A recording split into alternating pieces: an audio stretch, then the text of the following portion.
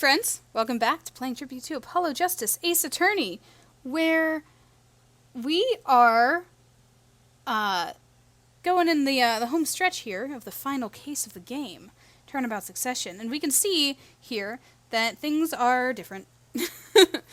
It does not say investigation, it does not say trial, it just says Mason system. So we're going to see in a moment here what that means. No need for me to reveal anything because it's gonna do it for us. So, shall we? That trial 7 years ago was the beginning of it all. This I know beyond a doubt. The mysteries of the past work their magic on the present, but you'll soon be finding out all this for yourself. Which of Magnifi Grammari's disciples pulled that trigger? Where did the vanishing defendant, Zach Grammari, go? What dark truth lurks behind the forged diary page?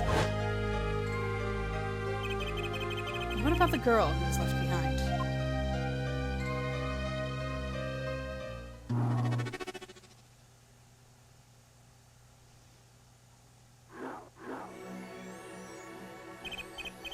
The past left us these 4 keys to unlocking the truth.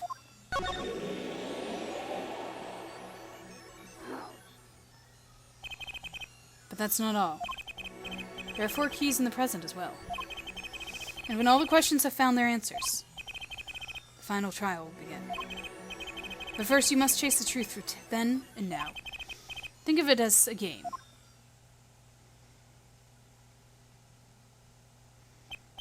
I, Phoenix Wright, will be your guide through this game. The terrible trial saw me present forged evidence. It ended half-finished, when the defendant vanished. What became of me after that? As your investigation proceeds, the answers will become clear. Oh, and one more thing. There is something I must tell you. As Apollo Justice has his bracelet, so too do I have my own weapon of sorts. My Magatama. What does it do, you ask? That I would have you see for yourself. Well now, shall we begin? Touch the air to switch between past and present. But let's begin 7 years ago, in the past. It is right after my last trial came to an abrupt end. Now that you know the game, let's play. So we are still in the shoes of Phoenix Wright, but technically not. We are actually a third party right now, looking at the system. So let's go to the detention center and...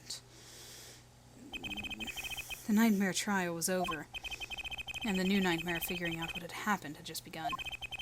I wanted to wake up, to walk away, but I figured I'm the only one who could do this, probably. And besides, I had plenty of time. Thanks to the Bar Association Review Board's decision, it's hard to work when your attorney's badge has been taken away.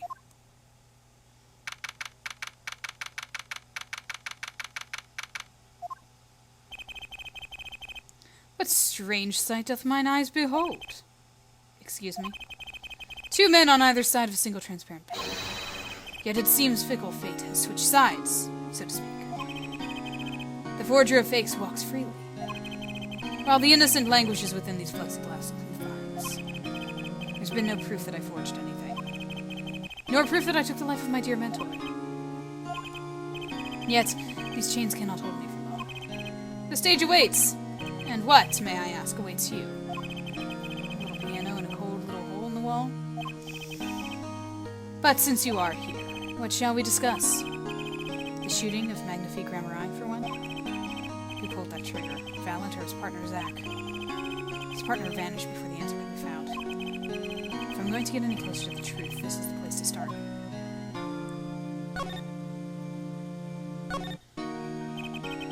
I have to hand it to my partner. He knows how to make an exit. That's talent. Yes, he made my attorney's badge disappear, and he never even touched it. Glorious spotlight always leaves someone weeping in the shadows. Yet his very disappearance is a self-revelation. Revealing what? Zach Grammari killed Magnifi. It's as good as a signed confession. That's certainly been public opinion's take on it. I grow tired of my cage, and the time of my release is near. I must go and prepare. planning on jumping back into the magic right away. As long as an audience waits with bated breath, there will be Valent. And also, yes, now that my partner has disappeared, Magnifique's repertoire is mine. Valent Grammari has a tradition to uphold. Is that true? Seen in this light, the trial was quite good for me. Verdict or not. And you can't pay for that kind of publicity.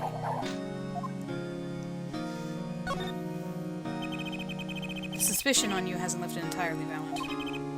After all, you received one of those letters too. You were just as obligated to follow Magnifique's instructions as your partner. So I was, but only Zach Grammari followed them. Let us not speak any more of who shot what. Now that my partner has vanished, the question is moot. I'm more interested in learning something else, actually. Oh, sorry, that was Phoenix. I'm more interested in learning something else, actually. What might that be? I want to know what Magnifique had up his sleeve. How could he coerce you and your partner to kill him? The trick up his sleeve. Perhaps you do not know. Know what? A great magician never reveals his secrets.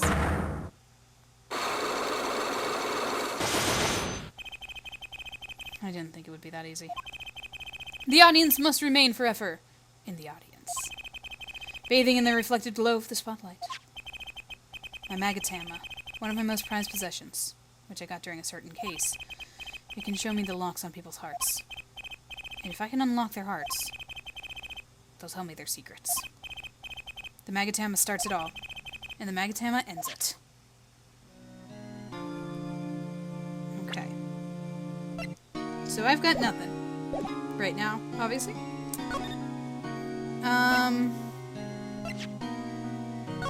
Let's see what I can get. He's not going to... Of course. He's not going to be helpful.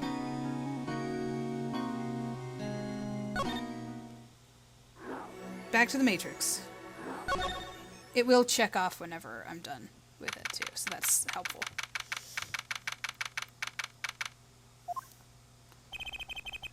Didn't think I'd be back here for a while. Didn't want to have to remember that day.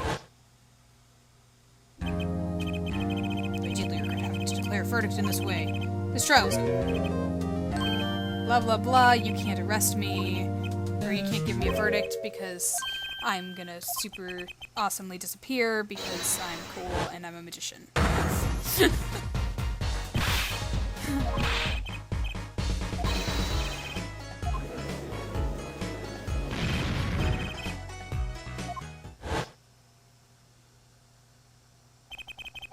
When I came here on that fateful morning, I still had my badge. But now, like an amputated limb, I can still feel it itching. Where do I start? I don't even have the authority to investigate. Yeah, it is kind of weird not having the badge in the court record. I don't know who's saying this. I'm guessing it's Trucy? Hey, you there, sir! Oh no, it's Meekins! I totally forgot he was here. I forgot that he was in this game. Down on the hands, floor on your head, now! What's the big idea? My ears.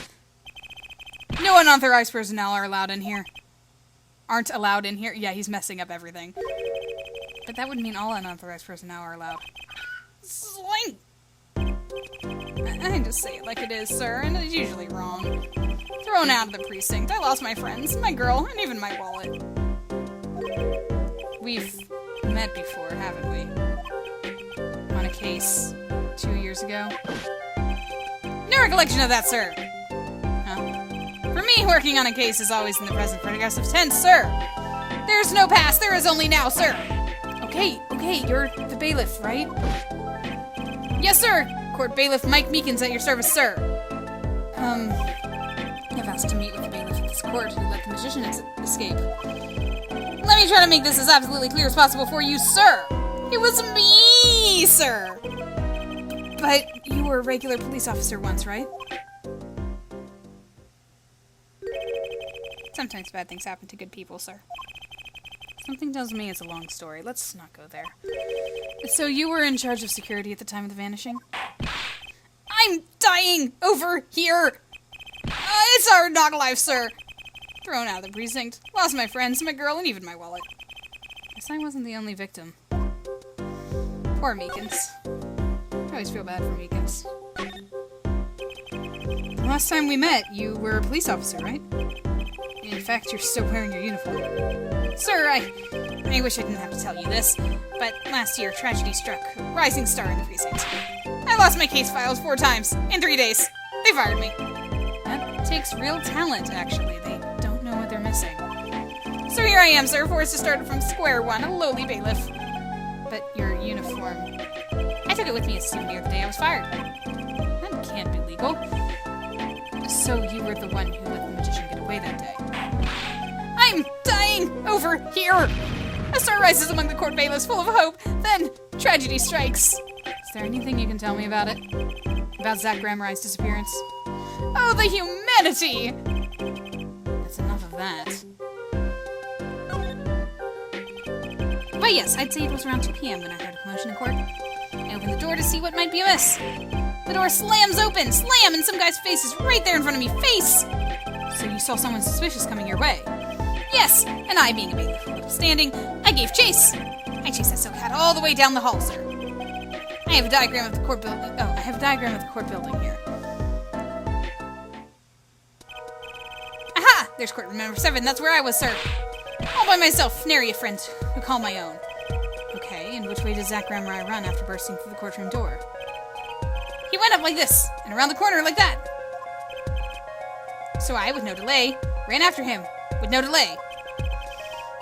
When I turned the corner, I saw the magic man run into the defendant lobby. Swiftly I ran. Following him, I threw myself boldly in the room. I remember it like it was right here, because it was. Lobby number 2, sir. You ran into this room? I didn't see any place to hide in here. Believe it or not, sir, I don't believe it. Here, in this room, the magician, gone, vanished like a puff of smoke. Except there wasn't even any smoke, he was just gone. That's impossible. Yes, that word! Oh, how many times have I said that word? Even the sound of it causes me indescribable pain. I'm dying. Dying over here! Okay, I won't say it again, promise. But you have to admit it's difficult to vanish into thin air. Did you search the lobby? I searched. I've paused. There was nothing here at all, sir! That's right, nothing was here, sir! How can you talk so loud and still be hiding something? Am I gonna get another psyche lock over here? So Zach was in this room when he vanished. Absolutely, sir! I saw him with my own eyes! That red silk hat, the flowing cape. He ran right in here, right inside this room. Silk hat, cape. That's Zach, all right. But sir, look at the room. There's not a single place to hide. Sir, there was nothing I could do, but nothing, sir. What about now? Have any ideas? Sir! Ideas about what exactly, sir, if you don't mind me asking? You've had quite a bit of time since then. Has nothing occurred to you at all? Do you have any idea what trick he might have used to disappear like that?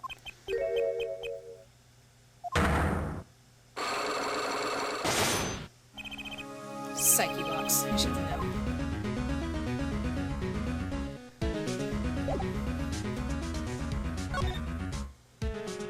Are we gonna run into this every single time?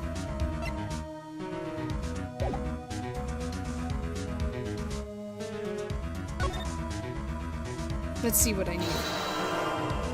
Because you'd think it'd be an easier one. There's 2. So that... Mr. Meekins, what do you know? How to do it. I don't have the thing.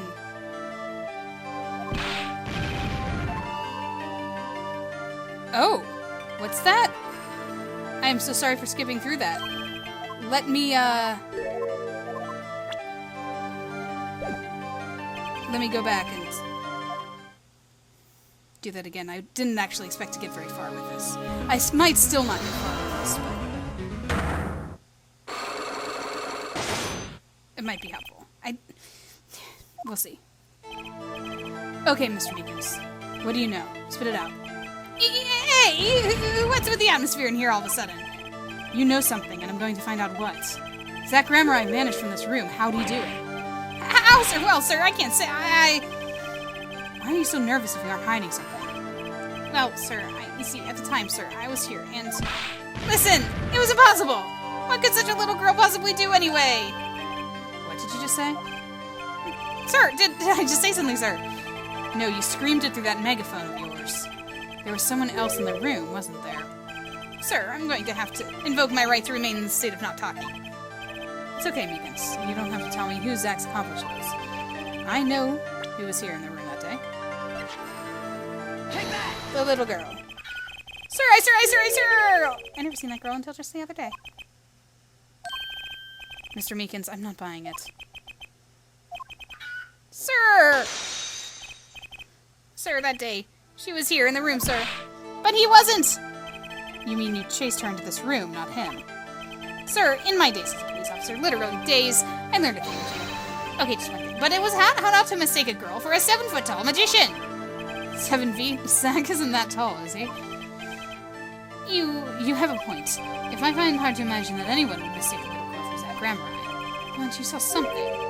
And therein lies the trick. I think you know what it was, Mr. Meekins. I don't have the trick yet, but I think you guys might know. Okay. I didn't think I could get very far with him, because I need to talk to Trucy.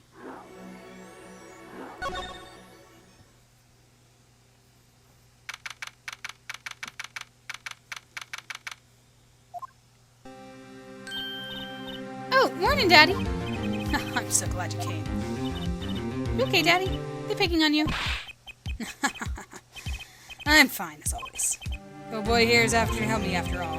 It's a young man, you. Good morning. That's a cute outfit you have on. Thanks. My first show's today, after all. She's adorable. 2 weeks had passed since then. I called her into my office. Trucy, there's something we need to talk about. It's been 2 weeks since your father disappeared. We need to start thinking about your future. I did some calling around. This is hard to say, but you have no living relatives. So, I was wondering if you wanted to stay with me for a while. Just until your daddy comes home. It won't be long. I hope. Of course, it's totally your choice. If you don't like it here, you can go wherever you'd like. I could look up some places you might like to stay at. This is so weird. Mr. Attorney, Danny told me about you. He said I could trust you. Huh? Really? So, if I stay here, does that mean you'll be my family? I guess so. Getting weirder. Mr. Attorney? Actually, why don't you call me Nick? Or you can call me Daddy if you'd like. It doesn't have to be today or anything. Okay, say Daddy. That was quick. Yes? If I move here, I have to switch schools, right? And I was thinking I haven't paid for lunches at my last school for a year. So thanks, Daddy. Aha. Oh, and this office is a little blah. A little color goes a long way, you know. Ah. Oh, and Daddy, you got fired from work, right? Don't you worry one bit. I'll work twice as hard. We'll make it through this. Trucy, how old are you? Oh, I'm 8. But don't let appearances deceive you. I'm a young professional. Stick with me and you'll do just fine, Daddy. Thanks. I feel like she's already in charge.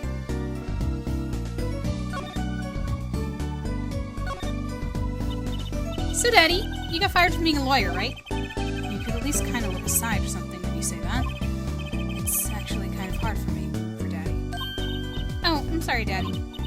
Wait, is that foolish pride? My other daddy always used to talk about that. Actually, that's pretty accurate. So here's my idea. We'll make a new office. Law just seems so stiff, doesn't it? And no one will be my friend at school that way. Well, that won't do, I guess. I just don't know how much about anything other than law. Or even much about law, if you were to ask some people. Maybe the problem is calling it an office. We should run an agency instead. You mean like a talent agency? Forgive me for asking, but doesn't that require talent? You got me, don't you? I'm a professional. Oh, you've got me, don't you? I'm a professional. Professional. Yep. After all, I am directly descended from the famous Zach Grammari. Directly descended. He's your father. Oh, and now I'm directly descended from the famous Phoenix Wright, too. I think an 8-year-old just massaged my ego. Could you tell me a bit more about your daddy? Zach Grammari. Daddy? Sure thing, Daddy. Which daddy was that again? Daddy's so amazing. The biggest star of Troop Grammari, and they're big. The Grammaris. They were on television a lot. Haven't seen them on much recently, come to think of it. Big magic happens when you put Zach and Val and Grammari together, you know. Once they made a giant waterfall right there on the stage. And this giant trout swam up the giant waterfall. Let me guess, there was a giant fisherman waiting for him at the top? I wish I could have seen more of Daddy's magic. I shouldn't have brought up so soon. I wonder what'll happen to me with Daddy and Mommy both gone. Mommy? Yeah, what about Mommy? I haven't heard anything about Trucy's mother. But I have my magic, and a great daddy, even if he is unemployed. You know, I think things are going to be okay. I wonder if she'll talk about her mother. So, Trucy, you're a professional? Yes! It's like that thing they say. Baby frogs grow up to be frogs. They say that? I always thought it was funny, though. What was? Aren't baby frogs called tadpoles? Maybe they thought it would be easier to understand than for kids. How stupid. Right. So, in conclusion, you're a professional magician, Trucy. That's right. Well, want to see a trick? You're going to do a magic trick? Sure. Actually, I would like to see your trick. Future of the agency depends on it, after all. That's the spirit! Ready? Here goes! Ta-da! Hey folks, it's Mr. Hat! I gotta say, it's good to be seen! Yeah! Whoa, that was startling. The amazing Mr. Hat, isn't he great? Your friendly neighborhood Mr. Hat at your service. He certainly makes an impression. Doesn't he? I'm so glad you like him, Daddy. Oh, my routines do get a bit heady at times. Get it heady. My friendly neighborhood Mr. Hat nearly gave me a heart attack. There it is. She's adorable. Could you, tell me about your mommy, if it's okay? Mommy was so pretty. She was like an angel up on stage. Stage, you mean with your daddy? Yep. She was always there with Zach and Val, smiling. But then she went away. Went away? It was a grand illusion, but she made a mistake. She vanished, and I guess she didn't know how to get back. Maybe so. I cried then, a lot. That's when Daddy gave me this. Here.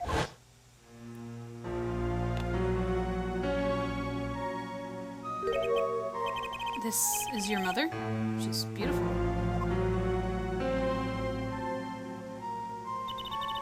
Her name's Thalassa. Thalassa Grammari. Poor girl. I didn't know her mommy had gone missing. And now her daddy's vanished too, right before her eyes. Hey, Daddy, you won't... Don't worry, I won't vanish. I promise. Right, you can't even do magic. You're like a backup plan. Daddy always had to have a backup plan. I guess all I rate as is a backup plan. I think that's probably enough for today. Sorry to ask you so much all at once like that. It's okay. After all, we're family. I just hope you're ready. The Right Talent Agency opens tomorrow. But are we representing anyone? Me and you. That makes 2, Daddy. I think you need more than that to make an agency. Besides, you may be a magician, but I'm no talent. Oh, I'm sure there's something you're good at. Well, when you put it that way. You mean you don't have any tricks? No old standbys? This will not do. A boy should always have a trick or two in his pocket. Okay, I'll think of something. That's the spirit. See you bright and early tomorrow, Daddy.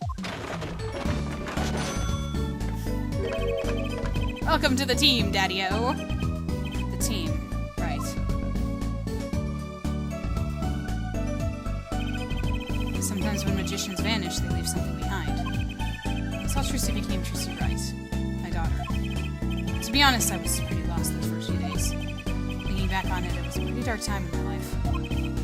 Trucy, happy, smiling Trucy. She was my light. I love it. It's so sweet. Alright, let's go back to Defendant Zombie number 2, shall we? And solve this trick of Meekins. I don't have to present the Magadam anymore. What happens, man?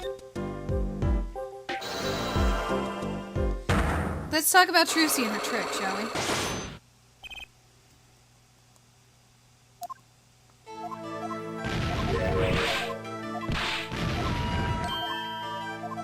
Man, that megaphone. Take that! I've never seen that girl until just the other day. Mr. Meekins, I'm not buying it.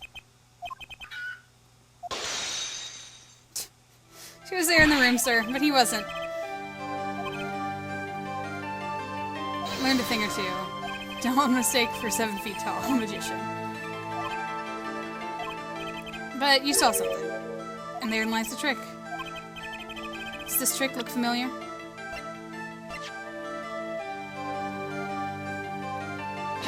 Startlingly realistic.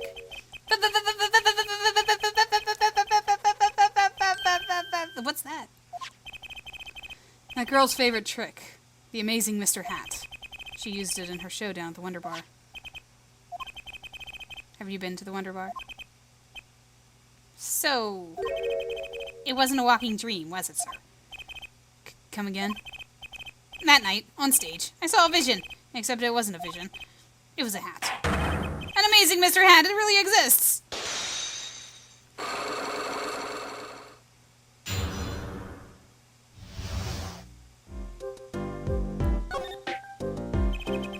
I remember it clearly, though the details are a little vague.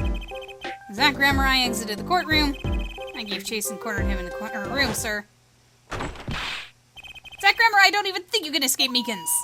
Down on your hands, floor on your head. Hello? Something the matter, mister? No, that is. Sir, I'm currently chasing a suspect, sir. Zach Grammari, do you know him? Oh, I love Zach Grammari. His magic is the best. I'm his biggest fan. I see. That's why you're wearing the costume you're wearing. Anyway, that very same Zach came into this room. But no one's been in here except me. But he has to be in here somewhere. Under the sofa, in the trash can, behind the painting, under the rug. So, Trucy was his accomplice. Imagine my astonished surprise when 1 week later, I just happened to walk into a bar and see him, Mr. Hat. I couldn't believe my own eyes. For a while, I thought it had all been a long dream. A dream that lasted a week. But it wasn't the magician who disappeared. It was Mr. Hat.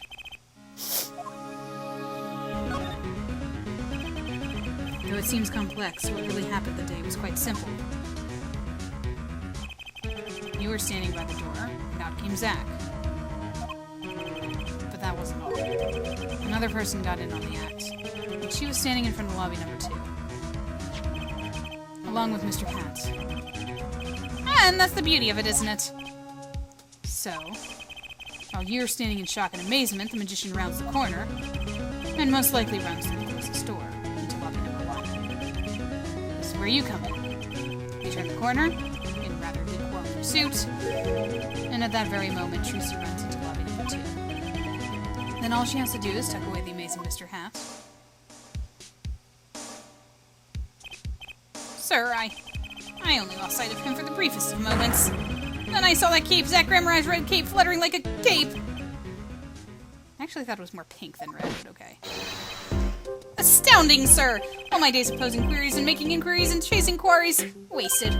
It was as if I could see them melting away like an ice cream cone left by the side of the road to die. Or the scattered remains of a messily eaten chocolate parfait. Such sweet sorrows. I'm sorry. I had no idea how much you suffered on account of this case. It is an honor, sir.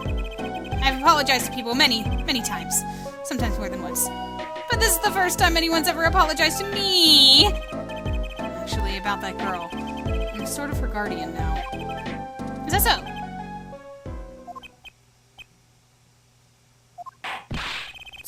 should know that I harbor no ill feelings whatsoever in my harbor. Okay. I let the defendant escape. That's the stone-cold truth. Just another step in my way from singing the blues to wearing the blues. Someday, sir, I will be standing side by side with the great Detective Gumshoe. Mr. Meekins, this is a free ticket to the show at the Wonder Bar, if you want. It's an honor, sir. Sir, I can't count the number of things I have taken from me, sir. But no one's ever given me anything for free. Right, I'll see you in the court next time, sir, then, sir. I look forward to it.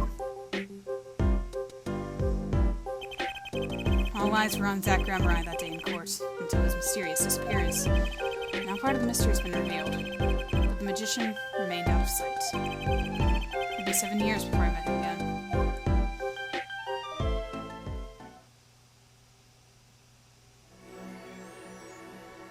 Check.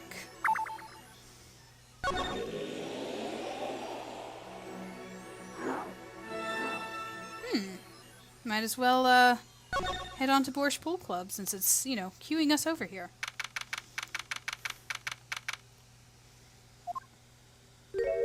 Oh, hi. I'll be taking my leave now. Still have some work to do back at the office. Then I guess I'll go back to my piano. To be honest, it's better when you aren't playing. This frigid culinary dungeon almost feels comfortable. Later, then.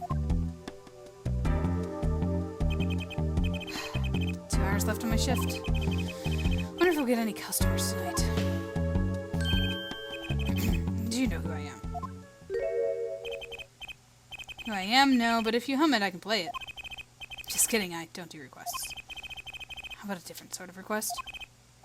You see, I play cards. Oh, a customer.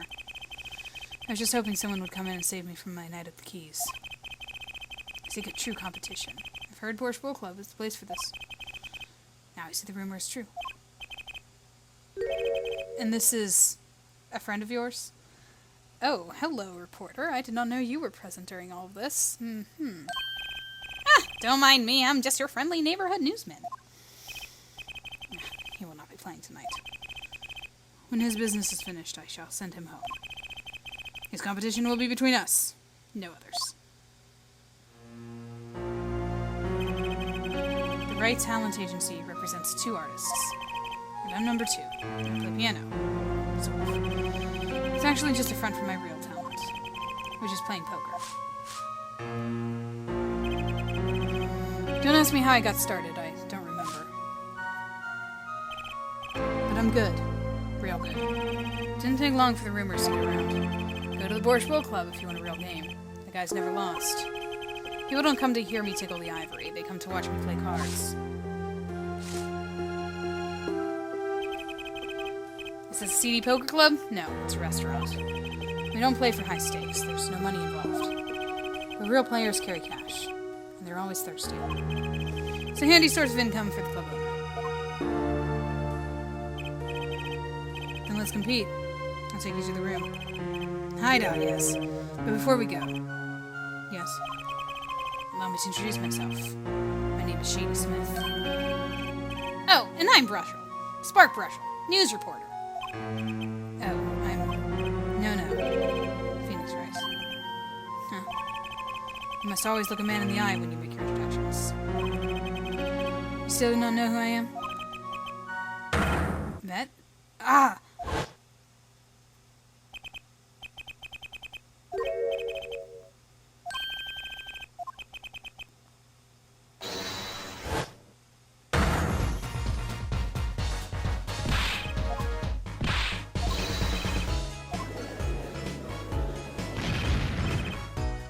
Again, how much time is spent on flashbacks? You can't be, but you're... Zach Gramerai? Yes, the reincarnation act of the century. Pity I have only an audience of 1. You. Zach Gramerai? This must be a bad dream. In a sense, this guy ruined my life. You there. Da? We will play soon. Ready the room. Da. I will be preparing the hideout for you.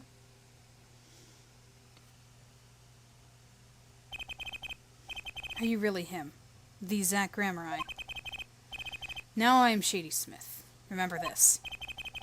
How many years has it been now? 6? In exactly 3 days from now, it'll be 7. It caused you much inconvenience, I fear. Yeah, you could say that. Is she well? Trucy, I mean. She's fine. I've got her working already. Hope you don't mind. Hardly need to express my gratitude, but you haven't. This is why I've come. That and to settle a matter of cards. By which you mean poker. Those eyes, he's serious. I despise losing above all else. And so I have decided that I will win tonight, no matter what it takes. I know this guy's type, and they're dangerous. Everything is about the competition. All else is secondary. Perhaps we should take this time to talk before we play. I know you have much to ask me. And I, you. Why is the reporter there?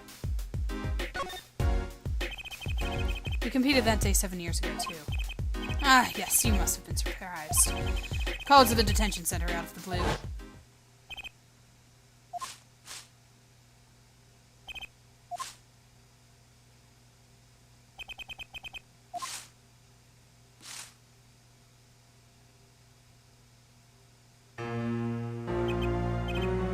Lost. It's only a game of poker. A game I played for a long time. I only lost twice. Who was the first? The man I killed, of course. You chose your defense attorneys by playing poker. Some are hired, others fired. When you compete, you see a man's true nature. You know what I speak of. I know that you do. Trucy's power. Trucy, she's in class of her own. For 7 years, I've played poker here at the Worshipful Club. And I've never lost once. I'm good, but not that good. I win because whenever there's a big game, I bring in Trucy. And she sends me signals. Daddy, he's got a good hand. You might have a chance if you act quick. Better calm yourself.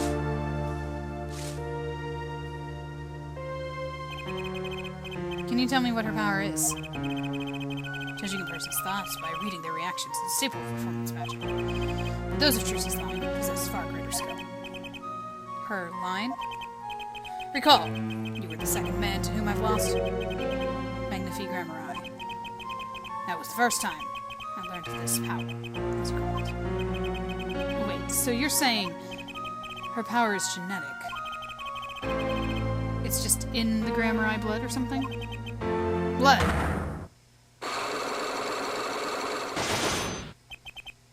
I'm sorry, but it's not something told lightly to outsiders. It's nothing you need to know this time.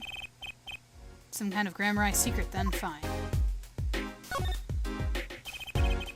She's 15 this year. She's still trying her best to follow in your footsteps, you know. I see. When I planned my disappearing act, it was the thought of her alone that gave me pause. Wait, you were planning on vanishing from the get-go? Yes, and for that I must apologize. However, I could not be found guilty that day. Because of this. This? A transferal of rights. You see the signature? A transferal? That's Magnifique Grammari's signature, isn't it? You tore the page out, you jerk! Hereby give all rights to the secret staging and performance of my magic to the recipient named below, Zach Grammari.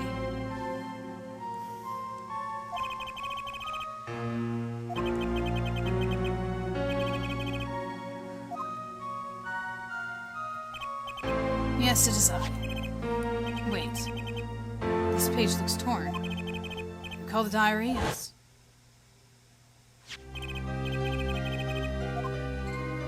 Oh, do I? Do I ever recall the diary?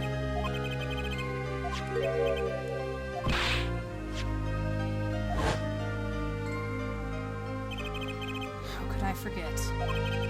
That scrap of paper lost me my attorney's badge. This is the real page that was torn from the book. Magnifique gave it to me that night. You could have told me this earlier. Like 7 years earlier.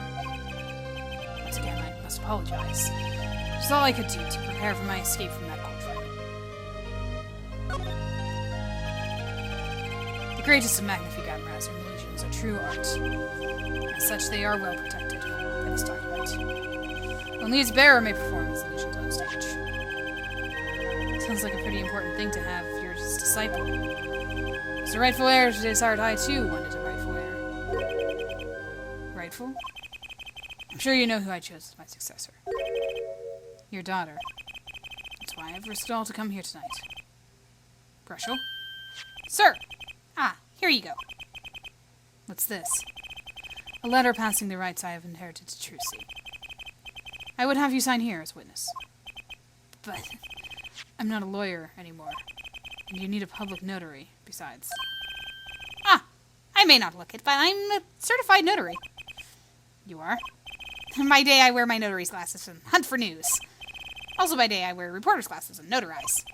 When I take off the glasses, I can't see very well. Your signature, please. This is the first reason I've come here tonight. Ah, finally figured it out. Now I know why you've come out of hiding only now. It's been 7 years, you said. Precisely. Okay, so now we know what this is.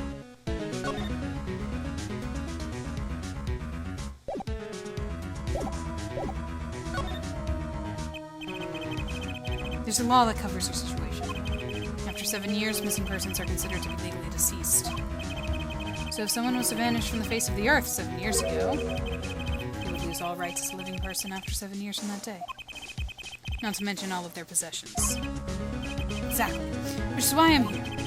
I risk showing my face in public for the sake of this document. Before my 7 years are up, you might say I am securing my daughter's inheritance. But do you really need this document? Wouldn't Trucy inherit your estate automatically? Not in this case, I'm afraid. This case? Yes, I received performance rights from Magnifi Grammari. However, this was done in secret without witnesses. Before Magnifi died, 2 potential successors to his repertoire were named. Myself, Zach Grammari, and Valen Grammari. Not Trucy. I see. So you do need this document. I've known Brushel since before I vanished. He is a man I trust. Now only 3 know of my rebirth. I took the liberty of looking into Trucy's background, and found you had no other close kin. It is as you say. Okay. I was kind of hoping you'd say something about the mother at this point. I know everyone else but Trucy's mother is a mystery.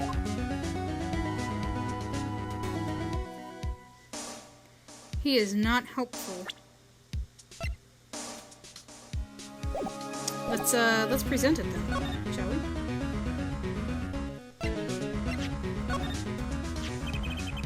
This person in the photo is Trucy's mother. How did you come by this? Trucy showed it to me. She said her mother was gone. Then it is so. Huh? She is gone. More is there to say. Lots? Ah, I know. Whoa, you're still here? According to my in-depth research, Trucy's mother, Magnifi Grammari's only daughter. End quote. What? Magnifi's daughter? Is that true, Mr. Zach? Brushel, you say too much. Why am I the bad guy? Why? Zach decked him. Oh gosh, the poor guy. In any case, Mr. Wright, the discussion is over. The last of Grammari, she's the most mysterious of the whole lot. Need to gather me some more evidence, clearly. Well, the prelude might have been longer than the main attraction. Shall we begin our game? My final competition. Final? Why? As you said, I've come out of hiding today to make this document legally binding. Once that is done, I shall slip once more underground. Without seeing your daughter? It would be best if I did not. 7 years ago, we played. 7 years ago, I lost. I already lost to Magnifi. I do not care to lose to another. And I've heard that you never lose. It's just a rumor. Yes, for it is impossible to never lose unless one has an ace up his sleeve. As a magician, it causes me no end of irritation. To think of me, your lawyer, might be out there pulling the wool over so many eyes. Hey, I just signed your document for you. Maybe you could try lightening up? That was that. This is this. My final competition. I will destroy your perfect record, Phoenix Wright. This will be my final performance. Your award. This guy is beyond serious. So much for a funny evening of cards. Brushel, you may leave. But It's your last game. I mean, what a scoop. I punch and I punch, but still it is not enough. I just remembered a future prior engagement. Doodles, gentlemen. Oh, and nice meeting you, Piano Man. Then let's begin. Dealer. Da. You will be witness to our competition. Da. It is honor for me. I haven't seen her around here before. Ah, that reminds me. I saw a familiar face as I entered this restaurant. He did not seem to notice me, however. Gavin, I believe was his name. You know him? After a fashion. Listen, Phoenix Wright. One can learn much from a true competition. Remember this. The Grammari power. I was close to understanding it, but I needed more. And I knew where to get it. Tristan's mother. I need to meet that reporter again. That was clear. And one other thing. From the moment my final competition with Zach began that night, a name was running through my head. The name of a man now in prison. The name Zach Grammar I knew, but how and why? Didn't he have locks? Oh, he does, okay. Let's keep going along the line here.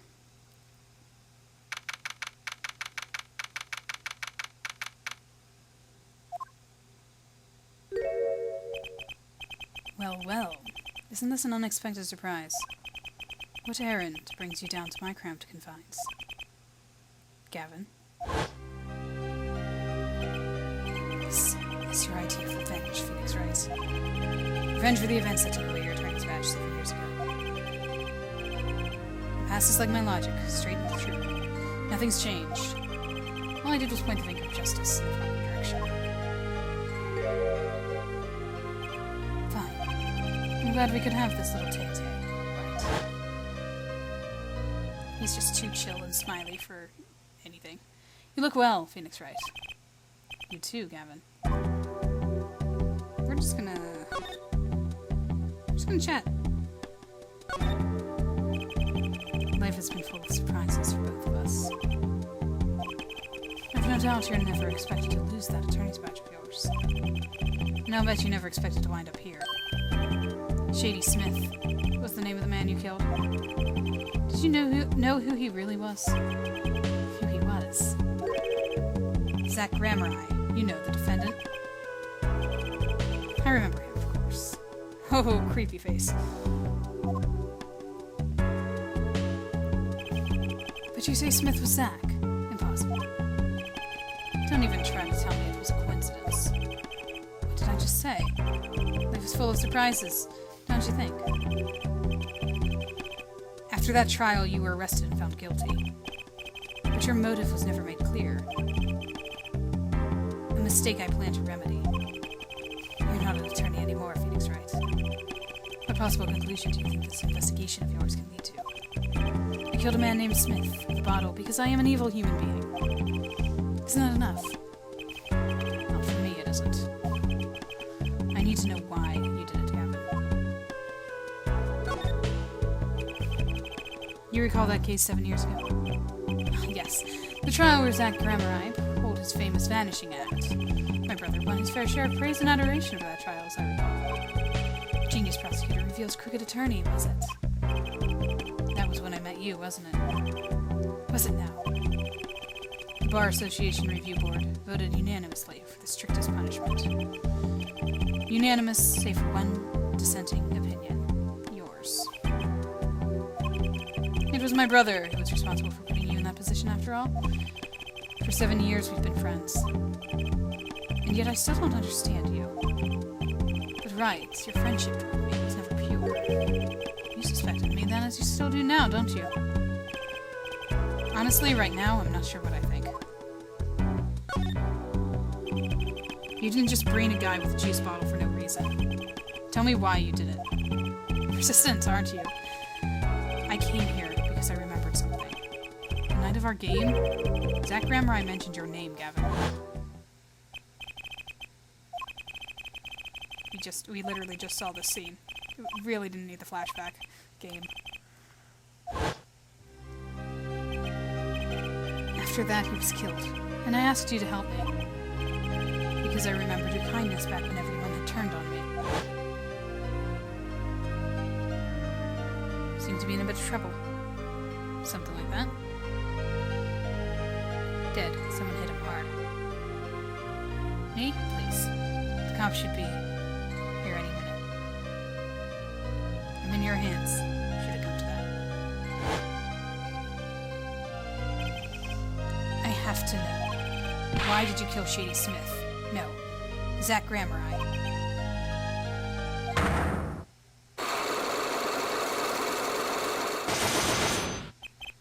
Whoa! I've never seen psyche locks like these. Dark, cold, full of despair. Can I even unlock these things? Something wrong, right? No, it's nothing. You shouldn't push yourself so hard. Life's to be taken easy, you know. He's doing his nails.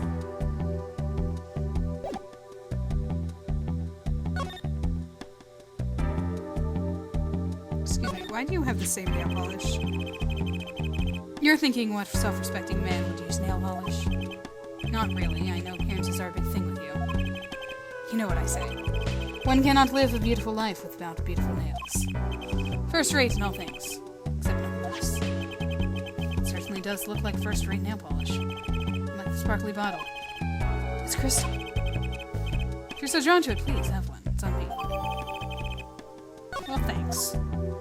Feeling I might need that later. Also, what? That envelope's been bothering me since I came in here. It's not nice to peek at other people's mail. You get mail here in jail? That I do, but they read it first, apparently. Still, I am allowed the pleasure of correspondence. Packages and the like are a different matter, however. Looks like sneaking a peek is out of the question.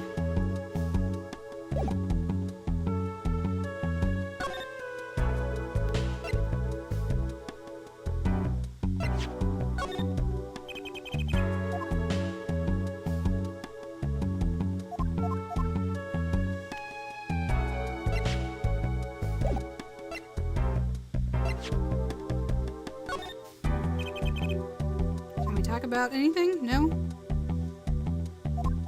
Okay. I'm gonna leave.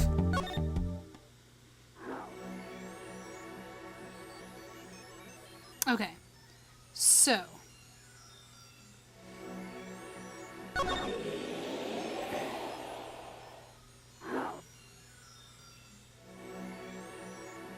Oh, Drew Studio. I haven't been there yet. Let's do it.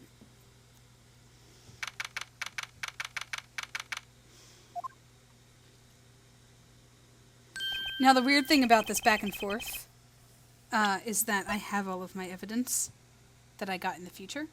So, it might be helpful in the past. It's very strange how it works. It's weird. Like, it's not even like time travel shenanigans. It's just weird. I figured to come here sooner or later. I decided on sooner. Your mission, was it?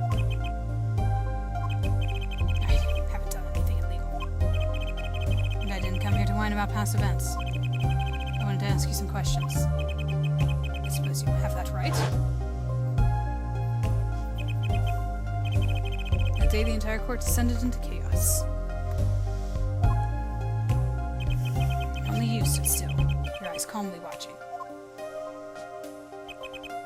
I admit it made quite an impression on me. I'm used to finding myself in outrageous situations. Phoenix Wright, was it? I'll answer what I can. I'm not sure, but it feels like I'm being watched intensely.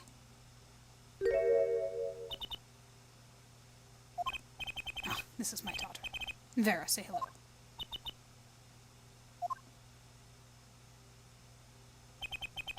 She's gone. Shall we begin then? Can I examine things? Because this is the past, right? So... slide over and over for a closer look.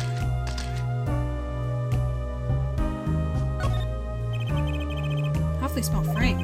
What's that inside it? A stamp? Ah, please don't touch that. I'll get in trouble. She always puts it somewhere she can see it. There they are. That's Zach and Valent. The Grammarize, isn't it?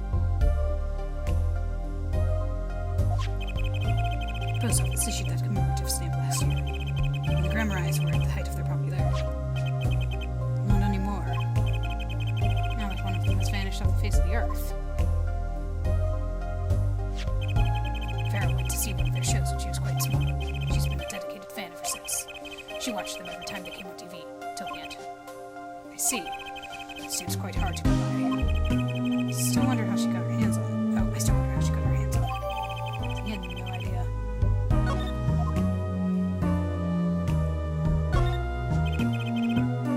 That's a pretty bottle.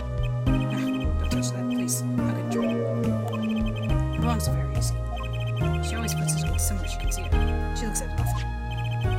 It's a light pink fluid inside. Nail polish, I'm guessing. What's this red envelope? Don't touch that.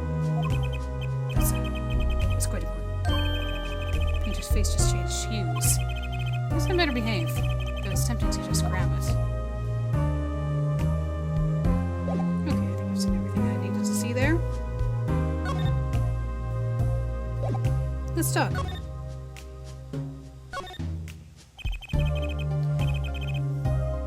Judging from this place, you're a painter. No, sadly, a profitable one. I've never sold a painting. It's so sad. It's a source of considerable embarrassment. I wouldn't be able to get by were it only me. Your daughter? Her mother grew weary of me and left. I don't want her to grow up needy, Mr. Wright. That is why I began my other occupation.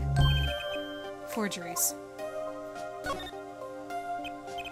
Don't look at me with silly eyes. I know what it is that I do. More than half of the paintings they bring me are stolen. And who knows what my copies are used for. But some of your works aren't paintings, correct? You may not believe me when I tell you this. But that was my first work outside painting. What? To think it would be used as evidence in a murder trial. I never even imagined the possibility. Then why did you take the job? I was well paid. Very well paid. I think he feels worse about it than I do. The past is hard to escape. Honestly, the sooner I could put this behind me, the better. With apologies to you, of course. Sorry, but it's not going to be quite so easy. He's trying to forget what he made. Looks like I'll have to remind him.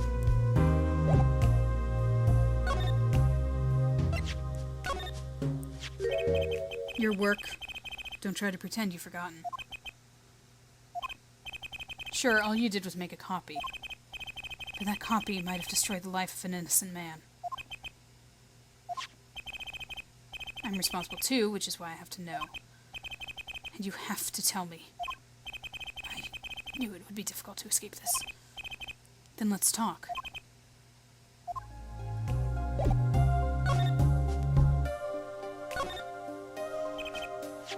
Well then, ready to tell me about this work you did?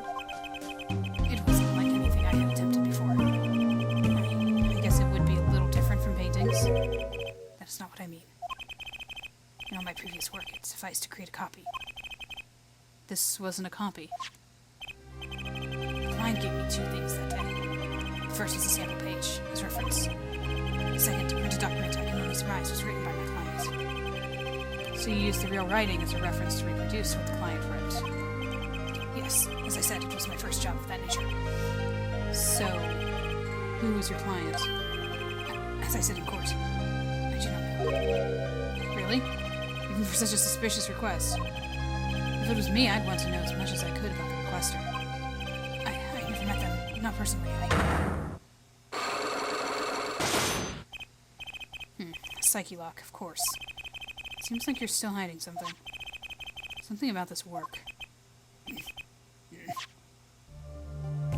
Okay. I think what he's hiding is the fact that his daughter is the one who's doing the stuff. So...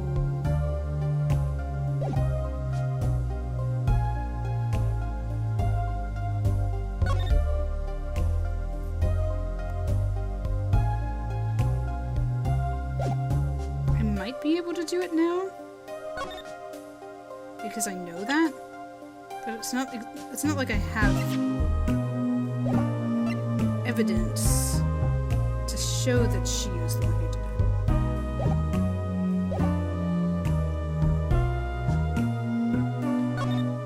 Let's see how far we can go, shall we?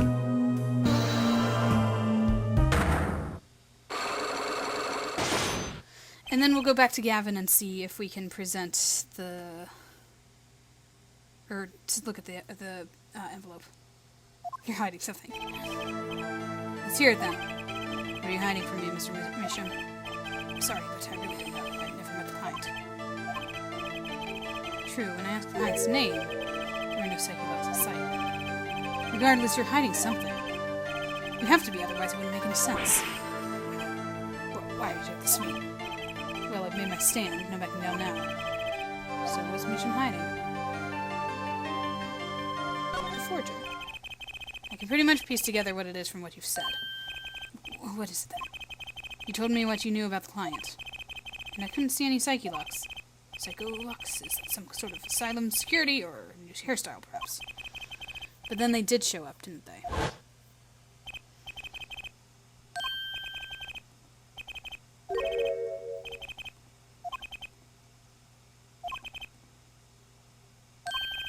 Not personally. Those words triggered the psyche lock. Again for the psycho locks. Now I really must know what they are. So you didn't meet with the client, but someone else did. Maybe the real forger behind this evidence? Perhaps I'm hung up on this lock business, but I'm afraid you've lost me. Yeah, well, I didn't come here to talk about psyche locks. As long as I come to the right conclusion, it doesn't matter how I got there. And your conclusion is? The real forger behind this wasn't you, Mr. Misham. Poppycock. I don't know what you're talking about. That's my work, I tell you. Me here in my studio. Who else could it have been but me? That's the real question, isn't it? If the forger wasn't you, then I don't have many other people to choose from. The real forger at your studio is. Yeah, so it's just like, oh yeah, we know. Take that! The real forger is your daughter, Vera Misham, isn't it? Ridiculous, my daughter's only 12 years old, Mr. Wright. I've always been more one for landscapes, not surrealism. Nice comeback, but you're shaking in your boots. I've got you now. The only two people with access to the studio are you and your daughter. The psyche locks tell me you're not the forger, which makes your daughter the only possibility. I feel very much on the verge of going psycho lock myself. Didn't need any evidence because I already knew all of that from the previous parts of the case. I don't know how you knew, but you're right. The one who made this page was my daughter, Vera, not I. We knew because we've seen it in the previous parts. Phoenix Wright knew because he's awesome. She's only 12. A genius, you might call her. A precocious little girl outshining her father. There's been a lot of that going around recently. I let her play in the studio and she watched me. She taught herself in that way. Drafting tools and analytical devices unfortunately became necessary. They're my little girl's playthings now. No, do I detect a bit of fatherly pride? So Vera was the one who made this page. Would she know who the client was then? Actually, the client came once. Here to the studio. What? Why didn't you say so sooner? But their face was covered and they did not want to talk to me. So they talked to your daughter. I will speak only with orders. The client told me. My little girl might know something about him. Please, let me talk to her. Okay, what do I do now? Maybe I should talk to her father a bit more? Is it time to turn my attention to Vera? Talk to Vera. Mr. Misham, I have a request. Let me guess. I want to speak with my daughter. Can I? My daughter has never been one to talk to strangers. She's quite shy, extremely young, actually. With only one exception. Which was, oddly enough, it was that client. I left the studio when it out. I returned when they had finished. She was laughing. It was the first time I'd seen anything of the sort. Please let me speak with her. All right.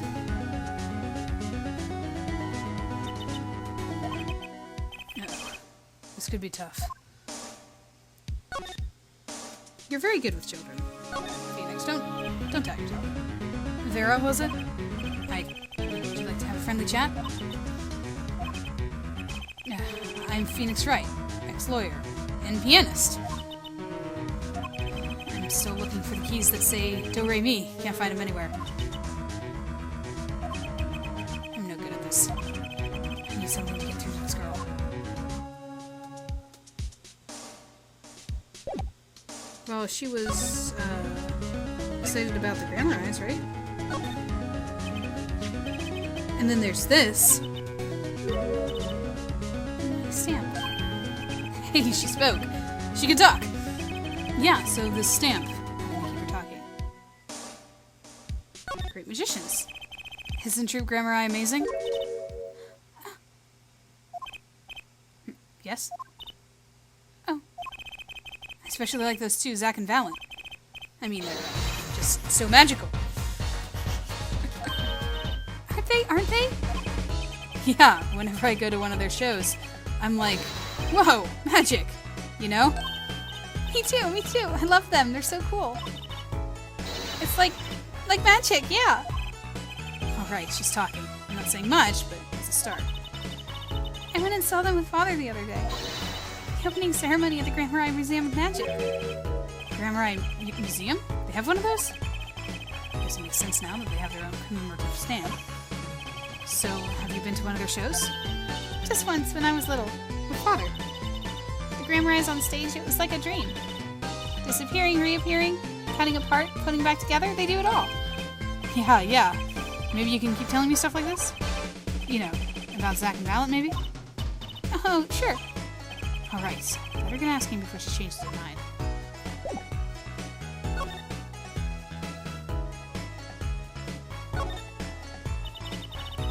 Don't go outside much. I like to paint in here. Why don't you like the outside? There's bad people out there. Well, true, but there are lots of good people, too. Actually, I should tell you. She was almost kidnapped once. Kidnapped? Since then, she's been, well, you can see for yourself. She refuses to leave the house. I see. Wait, but that doesn't make sense. She said she went to the Grammar Eye Museum. With you, in fact. Ah, yes, actually, she was quite insistent upon it. Much to my surprise. And that was the first and last time she expressed such a desire to me. That person gave me a good luck charm. A good luck charm? For when I absolutely had to go outside. Yes, apparently she received something. A gift. From that client, actually. She won't tell me what it was. Father, I told you to keep that a secret. From that client, huh? This I have to hear about. Okay. All in due time. So your father tells me you're good at painting all sorts of things? I really like painting. A lot. Father is always very happy when I paint them exactly the same. So you did this too? Yes, that was my first job. Your first? All I used to do was paint the same thing I saw. But this was totally different. The pen slips and the way that the writer held the pen and the pressure on the nib. I had to use a microscope to analyze it on the computer. She seems happy. Odd, her work was the last nail in the Grammar Eye coffin. I guess no one told her. Probably better that way. They're the best in the world. Oh, you mean Troop Grammar Eye, of course. Father gave it to me. Your father? I asked him about it. He didn't know how you got it. Oh, I guess I just took it, yeah. Took it? Father got a letter from that person. The person? You mean the letter was from the client? Oh, we talked about the Grammar Eyes forever that day. I'm sure that's why I was sent the stamp. I didn't want to just send it back, so I took it. They're a sneaky one, this client. So they were trying to get on her good side.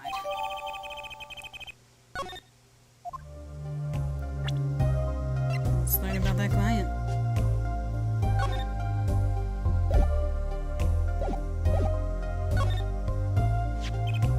So you met the person that asked you to do this job, and you talked with him?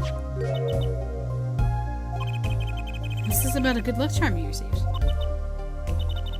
I can't talk about it. I do won't work anymore. That's what I was told. Yeah, but I really, really have to know. Okay, that's fair. Alright, time to do some psyche unlocking.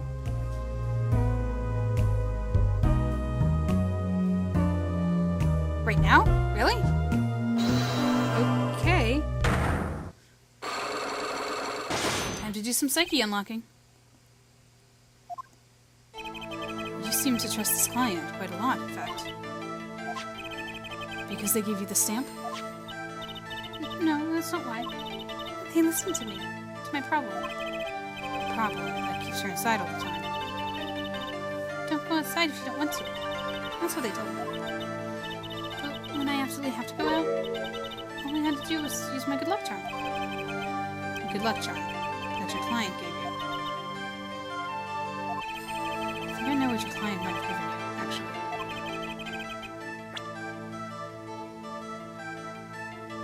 This is the part of the game where I fear that I am too far ahead of the knowledge here. So, if I skip ahead, you'll know why. Take that! This was what they gave you, wasn't it? The same bottle's over there on your desk. Your good luck charm, right? I heard once cosmetics were once thought to ward off evil.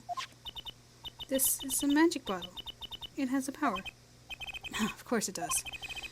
I'll just refrain from commenting anymore on that one. I think I know who gave you that bottle, actually. Okay, so I'm not ahead of the game. I'm going on track. Cool. The one who asked you to do this job? Was this the client? Take that! This man is a friend of mine. Know him? His name is Christoph Gavin. He's a lawyer, actually. I promised not to tell.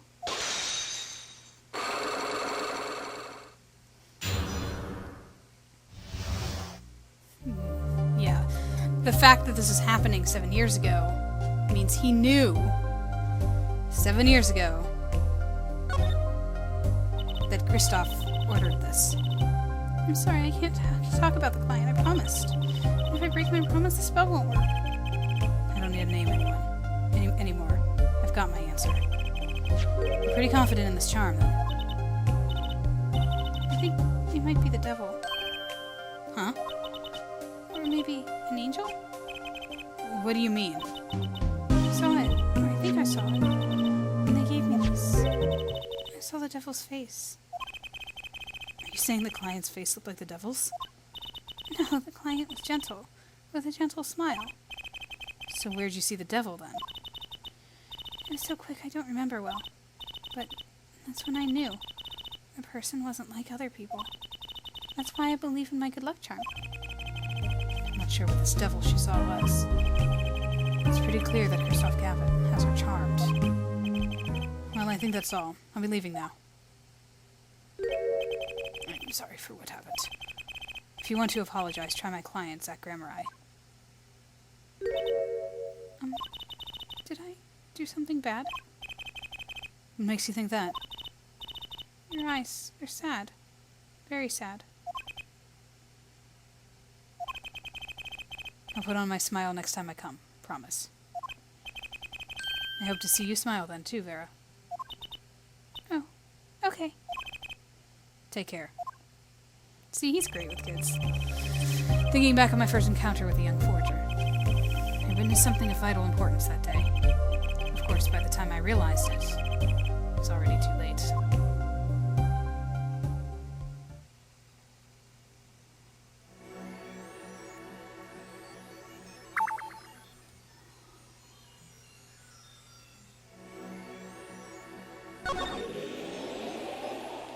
Well, I wonder if I can go back and talk to, Gavin. Nope. Maybe?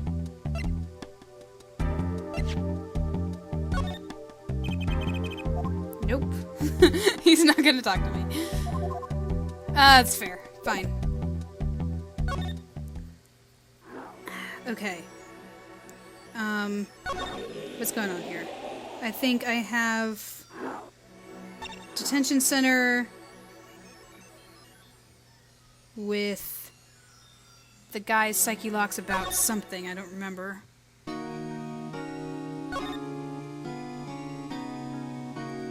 Blackmail.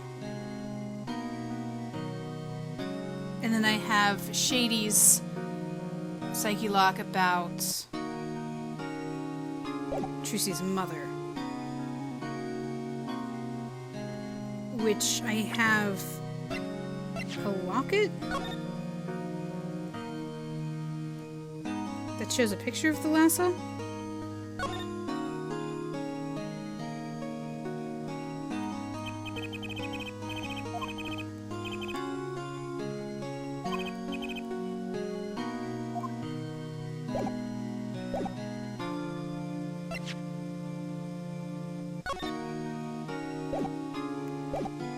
And that stamp.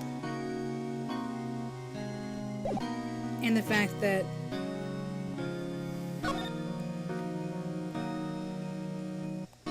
Trucy is directly descended from Magnifique Grammari.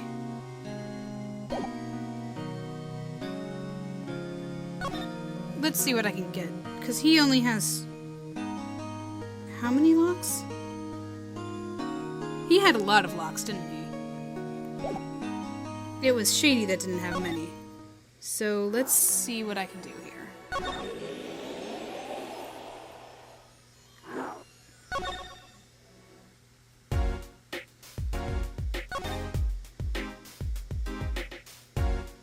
The Grammari Secret. Grammari Secret. The reason he was being blackmailed.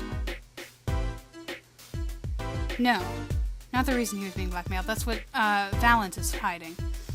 He's talking about the secret ability. So...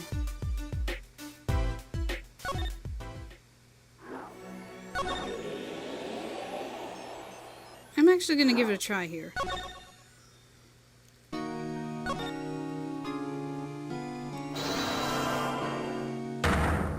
Actually, maybe I should have presented the stamp first. Flying by the seat of my pants on this one. There must be a path leading from the evidence to the truth. And that's what I'm going to find.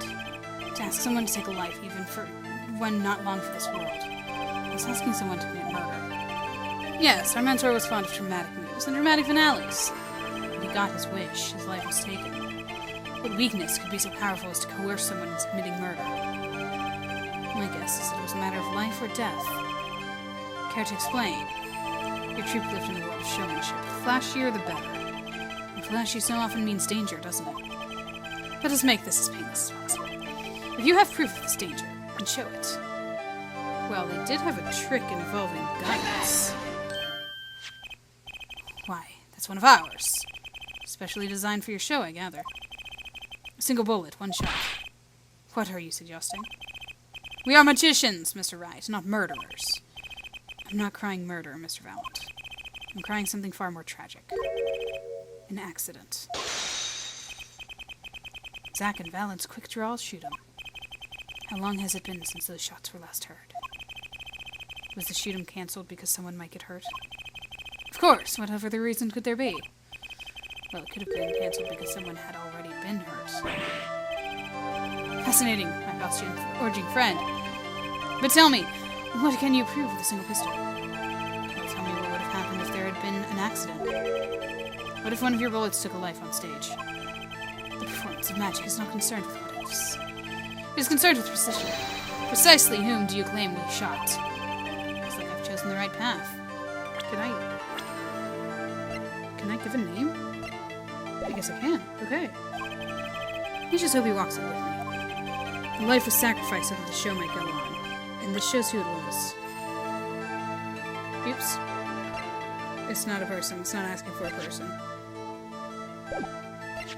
Must be but that's Zack Grammari's wife and Trucy's mother. Delassa, I believe was her name. Alakazam! But how can you say this? How can you say she was struck by one of our bullets? Still in denial mode, huh? Thalassa was at the greatest risk of being shot.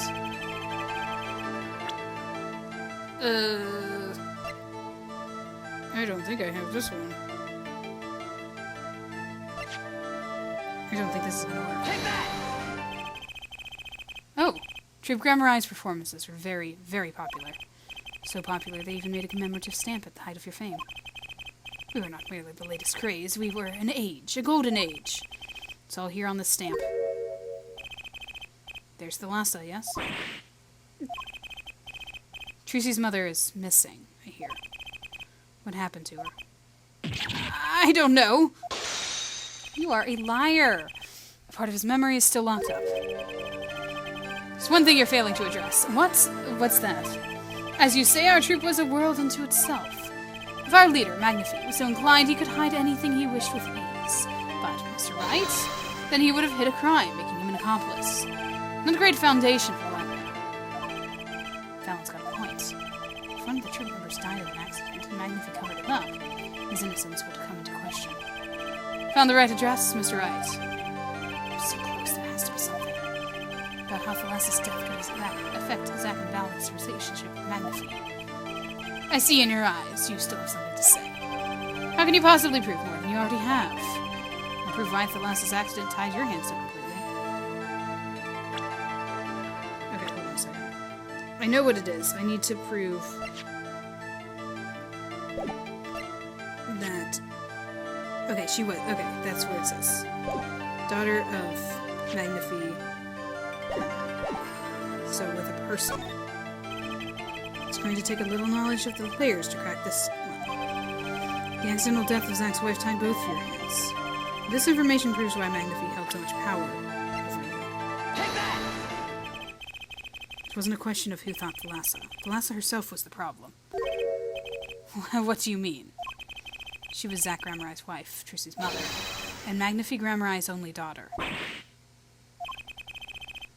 There's a terrible accident. And the two of you killed your mentor's only daughter. If that wasn't the key to Magnifi's power over you, I don't know what was. It was an accident!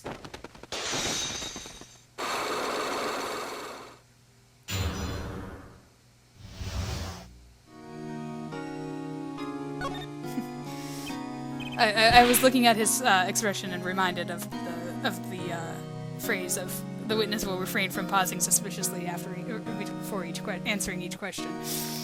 There's no proof, none at all. But Thalassa went missing. And your mentor blackmailed both of his disciples. It doesn't take a genius to put one and one together. Ours was a complex family. You mean Troupe Grammarai? The master, Magnifi Grammarai, his only daughter, and his two disciples. That does sound like a recipe for disaster, doesn't it? Do not be tempted into faulty flights of fancy. Yes, there was an accident, but that is all it was, an accident. Zack and Valence tore divorce. The guns blaze, the bullets fly straight toward that beautiful body on stage. And then crash, zing, pow into everything but her. Now that is magic. It happened one day when we were practicing. Same trick with a new twist. And tragedy.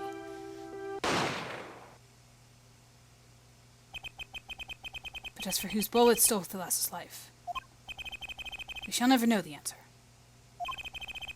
Thalassa disappeared from our lives and Zack was bereft of his wife. Trucy lost her mother, and Magnifi, his daughter. And that led to blackmail, I take it. It's all part and parcel of the darkness that comes with curtain falls. Why did Magnifi Grammarai try to cover up the accident? It was his own daughter who died. All I can say is it was a critical time for Troupe Grammarai. A passing of the torch from Magnifi to Zack and Valent. We all sacrificed so that it might be a success. Thalassa's death was the greatest sacrifice of all. Yet, even when her life was extinguished, her presence was not. What do you mean? In time, myself and Zack, found we could no longer oppose Magnifi's wishes. Magnifi forced us to perform his arts for his benefit. I see. I guess I can understand. I mean, he did lose his only daughter. But do you not find cowardice in his actions? To decide to hide the truth of your own daughter's death is one thing. But then to hang that death as a guillotine above our heads. Things were dark behind the scenes of Troop Grammar, that's for sure. Does Trucy know? She was not told, naturally. Who would want to know that their father might have taken their mother's life? True. I had not thought of that accident for a very long time. I'm sorry to dredge up old memories, but this has helped a lot. Not to find Magnifie's slayer, I should think. True. Wow. After that accident, there was one who came sniffing, quite persistently. A reporter? He called himself a newsman at the time. Often I spied him lurking about the dressing room, doing his research. Would you happen to remember his name? What was his name? Sorry, I have forgotten. But in the course of his interviewing, he became quite close to my partner, Zach. I liked him not. I see. His name, I do not recall, but his scent, cloying aroma of mint. Yes, whenever he smiled, which was far too often. I see. Thanks for your help. It does no good to interfere with the past, Mr. Wright. You will not uncover answers, only wounds. I'm sorry. I began to notice a dark curtain hanging over Troop Grammar, and I began to realize what I had to do. I had to protect Trucy from the darkness. The reporter he mentioned, the newsman, I never learned who that was at the time, though I've got a pretty good idea who it is now. That smile and the sickly sweet smell of mint, the last floss thin thread connecting Zach Grammar to this world. Sooner or later, I'd have to track him down.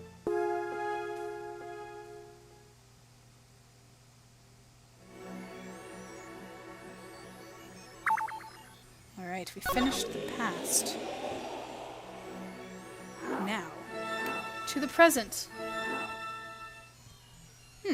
Interesting. 2 places have opened up.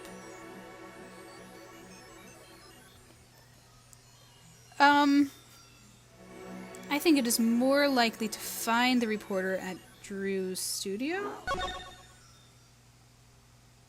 Maybe? I honestly don't know.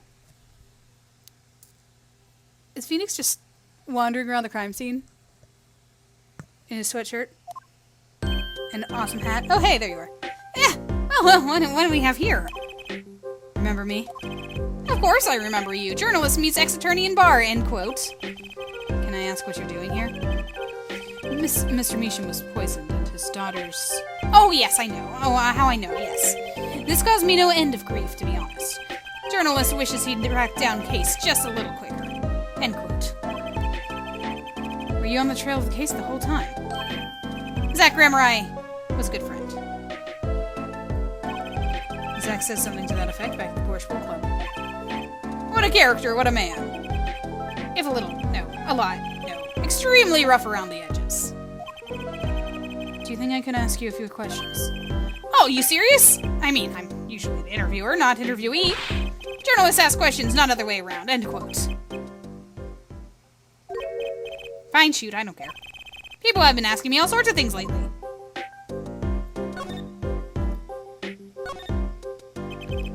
It was tragic what happened to Drew Measham and his daughter. Forgery is a serious crime, and they paid the price. You know what really did them in, though, don't you? Yes, a forged diary page. That night I interviewed him. Found out something about Mr. Measham I hadn't known. What's that? You know, he always felt like he was being watched. Every day for 7 years. Walls have ears, potatoes have eyes, end quote. Being watched. You mean he felt guilty? No, I'm not talking about feelings here. You know, I felt watched too. The whole time I've been on this case, no less. Journalist gets tingling sensation on back of neck, freaks out, end quote. Because you felt guilty? Why would I feel guilty? You felt like you were being watched, huh? I wonder what that all means. I met Zach through that case, actually. You mean the shooting of Magnifie Grammar? No, before that. It's not widely known. You mean the accident during the quick draw shoot in practice. My, you're well informed. You should have seen me back then. I dug up quite the scoop. I wanted it all. Money, fame, women, a little puppy. All for me. I was younger then, and my days of night smelled of fresher mint than they do now. How old are you, dude? Can smell a scoop from miles away. Valen Grammar did mention one particularly nosy reporter. In fact, I was on close speaking terms with Magnifique Grammar at the time. I knew his daughter, too, of course. The Lassa, was it? Really? Then the Lassa disappeared. Quite suddenly at that. And Magnifique wouldn't say a word about it. Yeah, my Evo habit got the better of me. Journalist catches scent of a scoop, goes on feeding frenzy. End quote. I set up a one-on-one interview with the Lassa's husband, see. Zach Grammar. Something strange was in the air over Troop Grammar in those days. The whole screwy mentors controlling disciples scene started by then, I'm guessing. The Lassa, she was part of it all, right? Come on, you can tell me off the record. Sorry, I don't know. Anyway, I kept prying and eventually became friends with Zach. Sure, he munched me once or twice, or 5 times, but over time he came to see me as his confidant.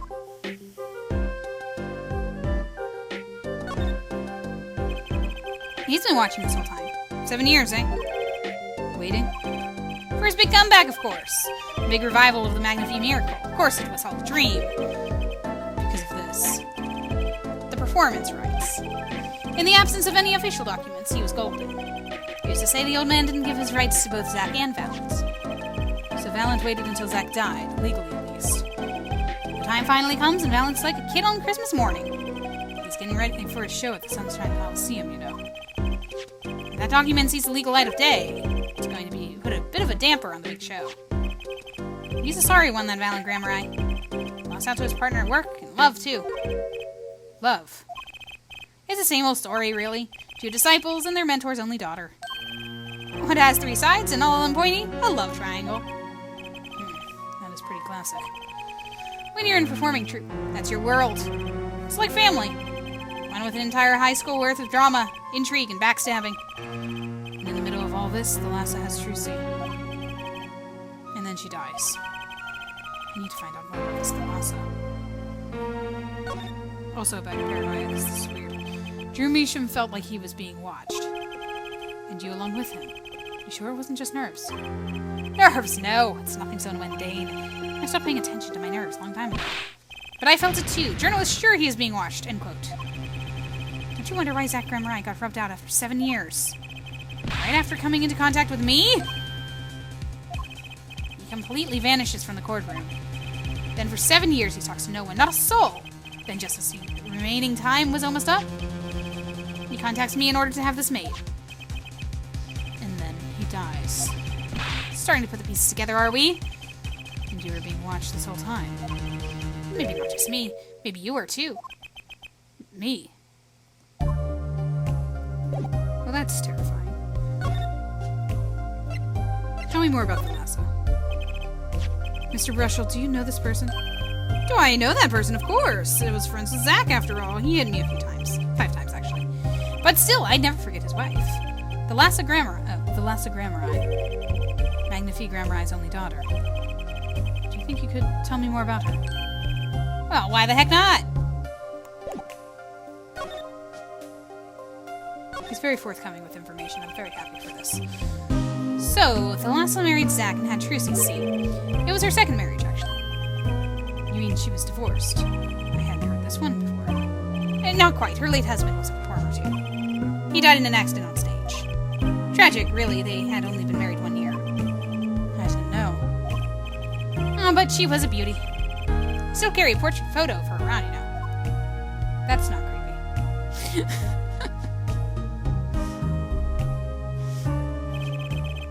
I've known Trucy since she was a little thing, too. She's got the better deal, really. She's got you for family, after all. What do you mean? Just reminiscing, you know. The Lassa has another child besides Trucy, end quote. What? But Trucy said she was an only child. Ah, yes, this one she had with her previous husband. Her previous husband? Her first husband who died on stage. Yup, they had themselves a kid. Another orphan now. That's another one who slipped through the cracks. No idea where they are now. The Lassa had another child. Do you think I could borrow that photo? Sure, I can be generous on occasion, you know. Also, it's creepy that you have it. I won't need this locket anymore. Don't give it to him! Better return it to Trucy before I forget.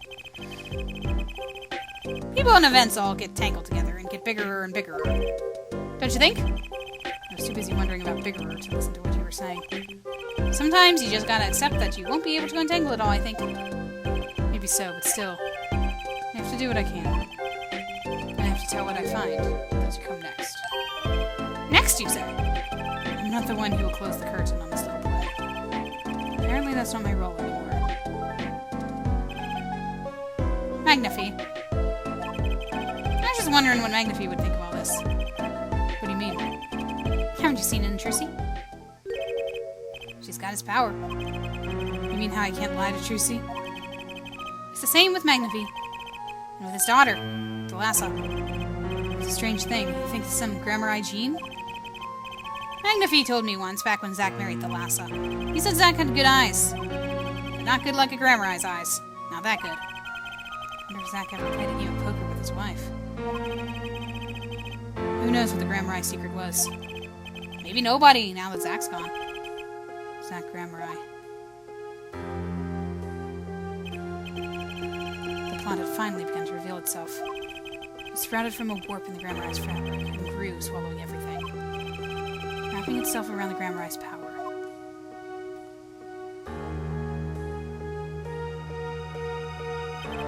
The power which passed from Magnified Grammar to Thalassa, to the next generation. And I would once again need to meet the one who bridged it all together. Off to Borscht Bowl Club again?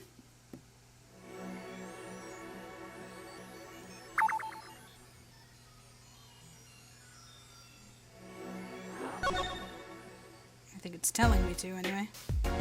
Sup, dude? Let's talk about power. I guess.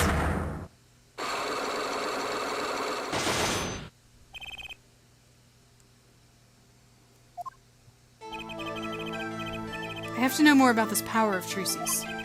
It's like she can see right into people's minds. First time I saw her do it, it blew mine. And after you're done having your mind blown, you took her to play cards with you. Gotta use the resources at hand, I always say. Yes, I myself have no such power. But Trucy does. Why is that? Maybe Trucy got her power from her mother? The Lassa Grammar. I will not speak of that. The Lassa's officially missing, correct? And I think I know why you don't want to talk about her.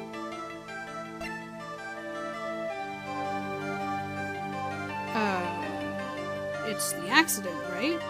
Take that! 3 of you were a team once. Not that the entire country doesn't already know this. Did I update that information? I didn't, okay. I don't know. Maybe it's just from knowledge, then. As I was. Not that the entire country doesn't already know this. At your peak, you were the biggest stars around. Yet there's another story behind the fame. One that not many know. Thalassa lost her life during a rehearsal. To you and Valiant Grammarized bullets. It was an accident. It wasn't me. How could I shoot my dear Thalassa? I'm sure Valiant would say the same thing. Why, just like another murder I might mention. Her eyes. I loved Thalassa's eyes. To think they could read my mind. It was frightening. Yet there was a warmth in them that felt like an embrace. She's dead, and Magnify Grammar has joined her. So the only one with her power left now is Trucy. Mr. Zack, I do not know. I don't need any power to see through that one, buddy. So there's someone else. Someone other than Trucy. Someone who inherited Thalassa's power. How would I know? The chances are slim. It would take a miracle to learn the truth. And maybe one has already occurred. There is someone else with the power. Take that! This boy. His name is... I forget. Something weird. Wow. To be fair, this was before he met him, because this was before the case, but wow. Who could he be? An attorney. Attorney. I noticed him when I went to visit a friend's law offices. So what are we to make of this, oh great ex-attorney? You could show me pictures of strange boys all you like, but you could at least say something like, I'm this boy. I could use a laugh. Perhaps you wouldn't laugh if you knew the facts. This might not be 100% proof, but it's close. There's a link between this boy and Thalasso. Actually, it's more of a ring. A ring. Perhaps this will refresh your memory? I just so happen to have evidence showing this missing link. Take that! Actually, I know something. Your marriage to Thalasso was her second. How did you know this? Her first husband, he died a year after they were wed, yes? He was a performer. They met when they joined us Grammarize as a guest on her show. After Thalasso wed him, she left the troupe for a while. Did you say she had a child then? I have a photograph of her here. I couldn't help notice what she was wearing when I first saw this. Those bracelets stand out. They're Grammari family heirloom.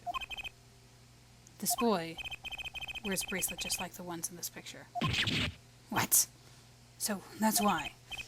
Why what, Mr. Zack? I took this photograph of Thalasso before she left us.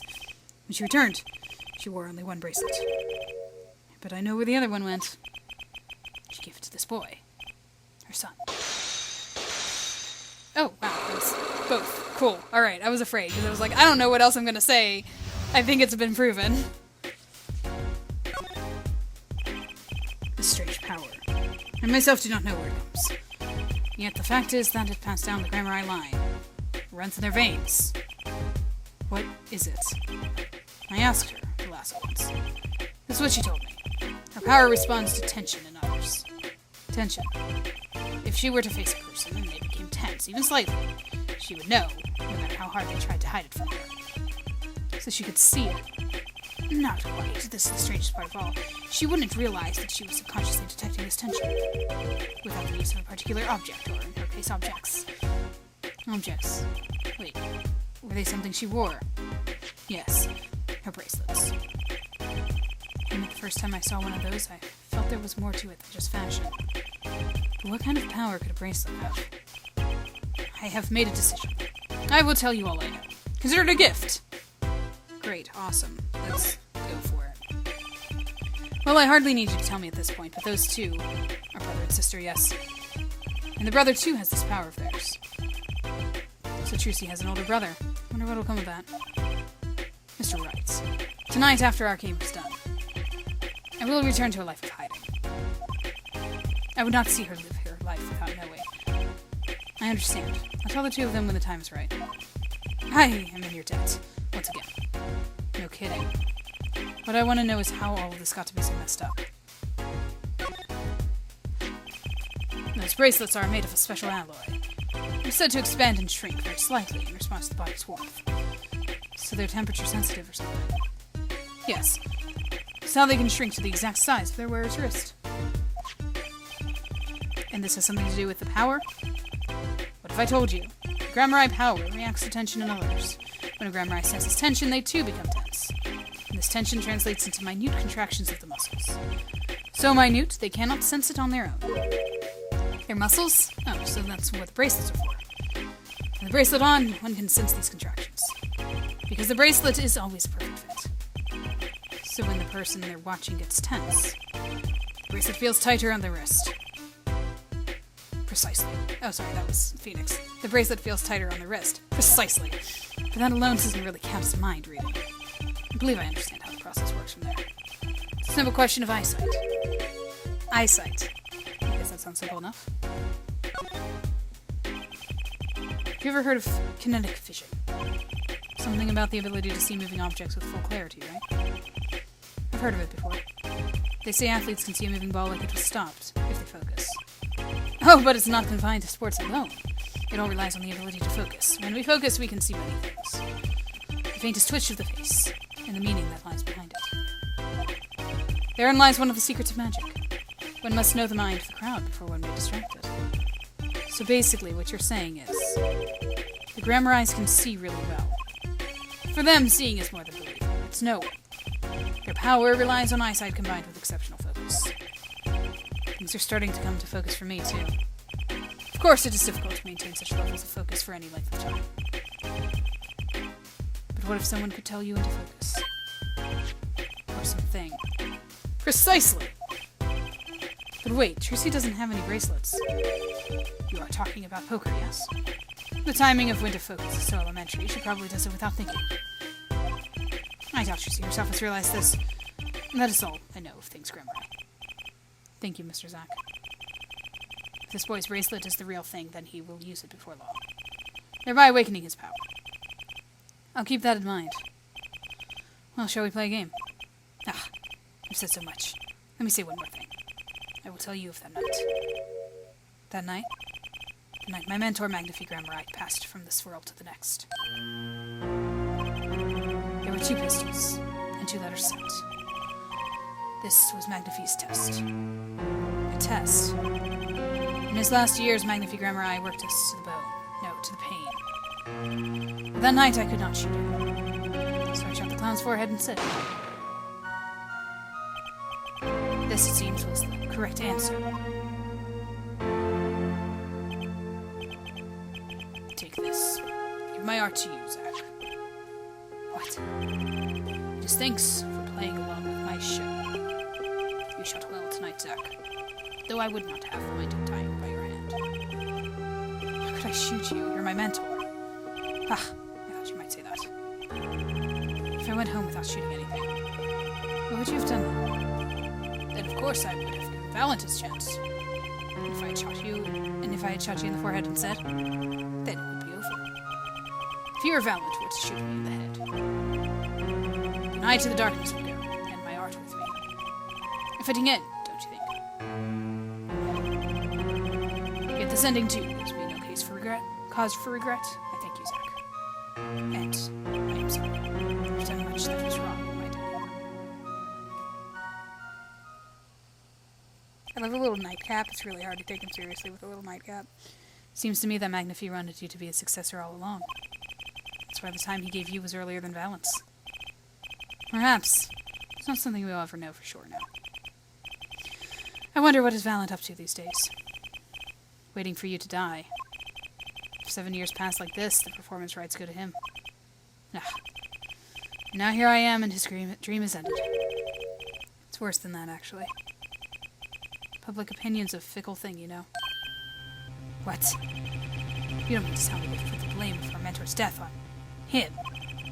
The trial ended when you vanished, Mr. Zack.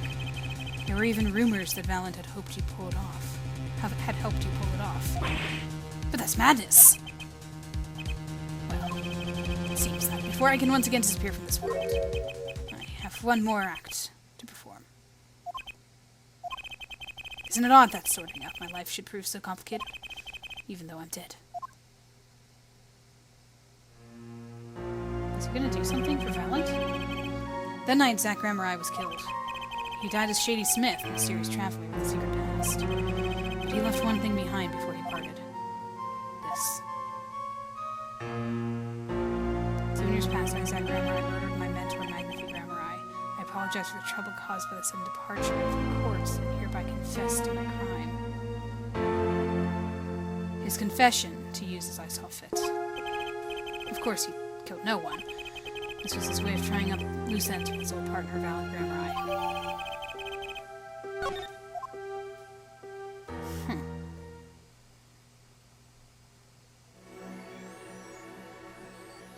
Let's go to Sunshine Coliseum. I think we're gonna find Valent there.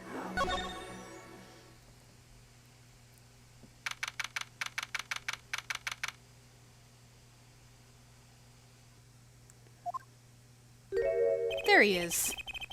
Oh, this is a blast from the distant past. Long time no see, Mr. Valent. 7 years, has it been? Frankly, I didn't think I'd ever see you again. Actually, I came because there's something I want to ask you. I've spoken to the press. I've nothing more to say. I've spoken to a lot of people myself and come to some conclusions. But then I realized I needed to hear it from you.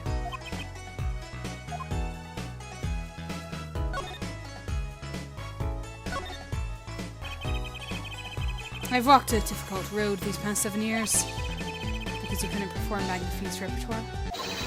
Do not be deceived. Balanced skill is the real deal. I do not require my mentor's hand-me-downs. No, it was my partner who slowed me on my way. Zack Gramurai? His rather well-performed disappearing act 7 years ago was the end. Or so I thought. Zack Gramurai murdered our mentor and fled to escape punishment for his crime. You said something to that effect 7 years ago, didn't you? I remember it as it were only yesterday. Yet that was not the way of it, in the end. For while he vanished, the suspicions upon my own person lifted.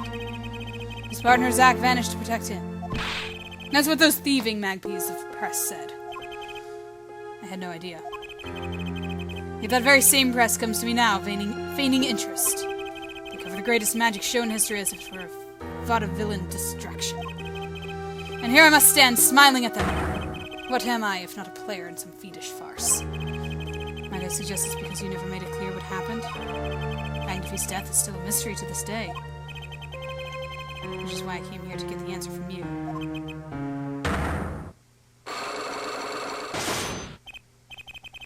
I knew I'd be seeing those sooner or later. The audience has no business stepping upon the stage. They must be content to sit and stare at the spotlight. Sounds an awful lot like something I heard 7 years ago. I was gonna present the letter to him, but I wonder if that's just part of the psyche lock thing.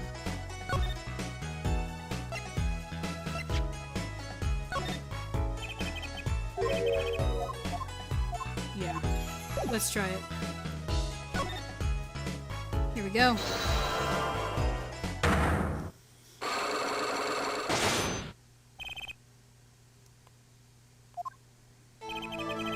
Ask what you will, you'll get nothing from me. I'm as much a part of this affair as you are now. I have to know what happened. For 7 long years I've endured. Now, finally, the curtain lifts in my new golden age. All the miracles of our troupe within my grasp. Sorry to do this, Valent. But right now, I need answers. I think I'll start by dropping a bomb. That should shake things up. Valent, I wouldn't be so sure about those miracles. Not as long as I have this.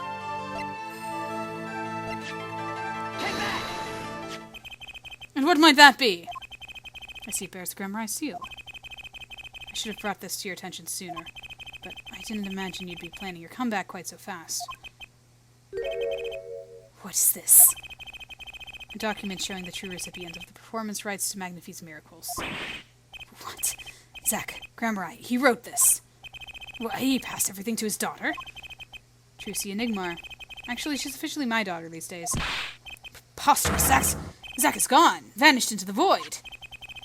This is the genuine article. Zack was alive when he wrote this. Both myself and the notary can testify to this. The bunnies and doves are gone. Why does fate toy with me so? Why must my life be lived in thrall of the dead? You're not the only one with that problem. But he shot Magnifique. Yes, it was Zack! It was. And then he left. And my career as a magician fell into darkness. Do you think there might be some way out of it? See if you could prove Zack Gramurai shot Magnifique? Is that why you testified? Yes, my way out. It should have been my way out. Well, it might not be too late, Miss Round. All you need is a way to prove your case.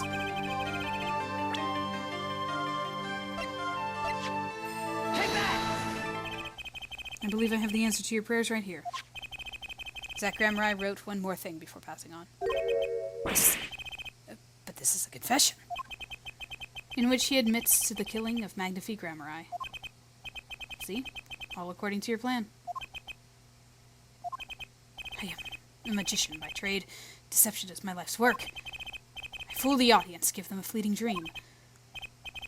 Yet it seems the tables have turned.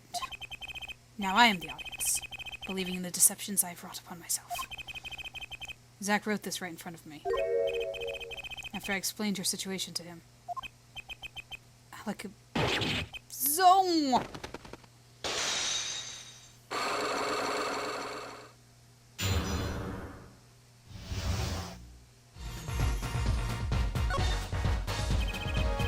You don't know that this confession is nothing but lie. You do know that this confession is nothing but lies. Yes, it's my opinion that Zach Gramright killed no one. Then you must be thinking the truth is a simple matter of elimination. 2 received instructions to kill, but if one is innocent, then the one who remains is guilty.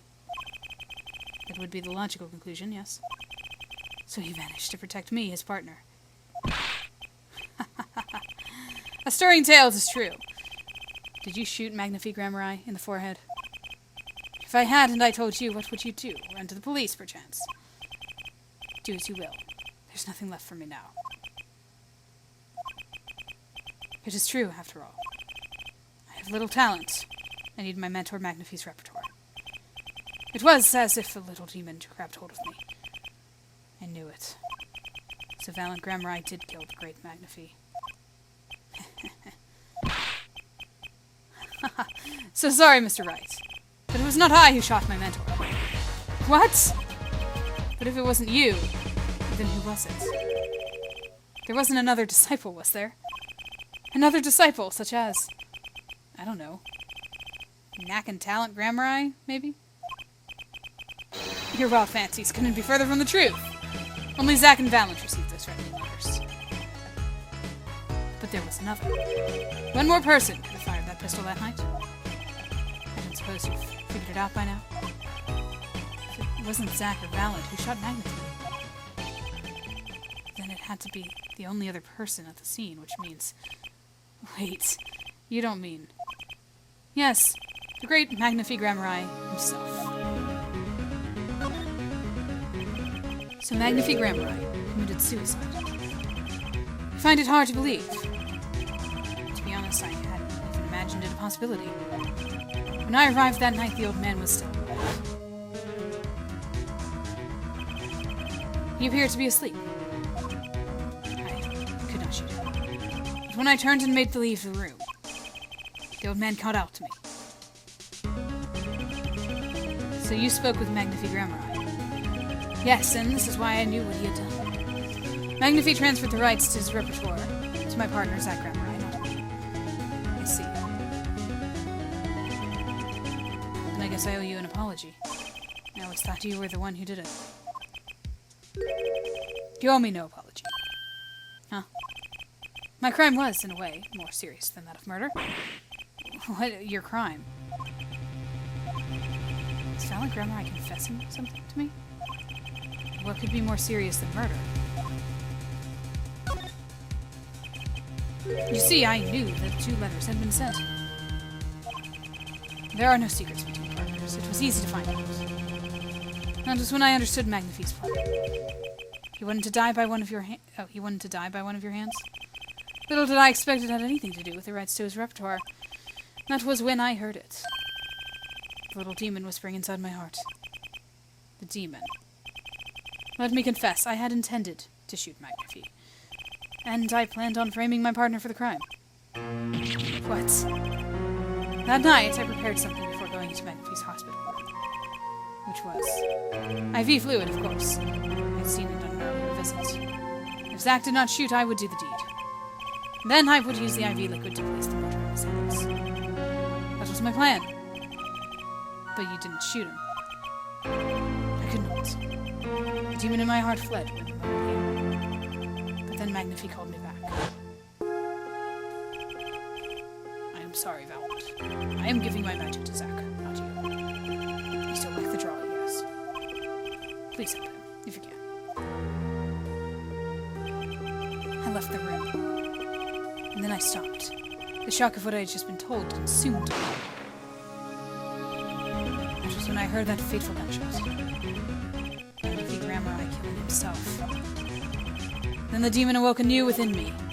Zack killed him. He was the one. Frame him, and the magic will be yours.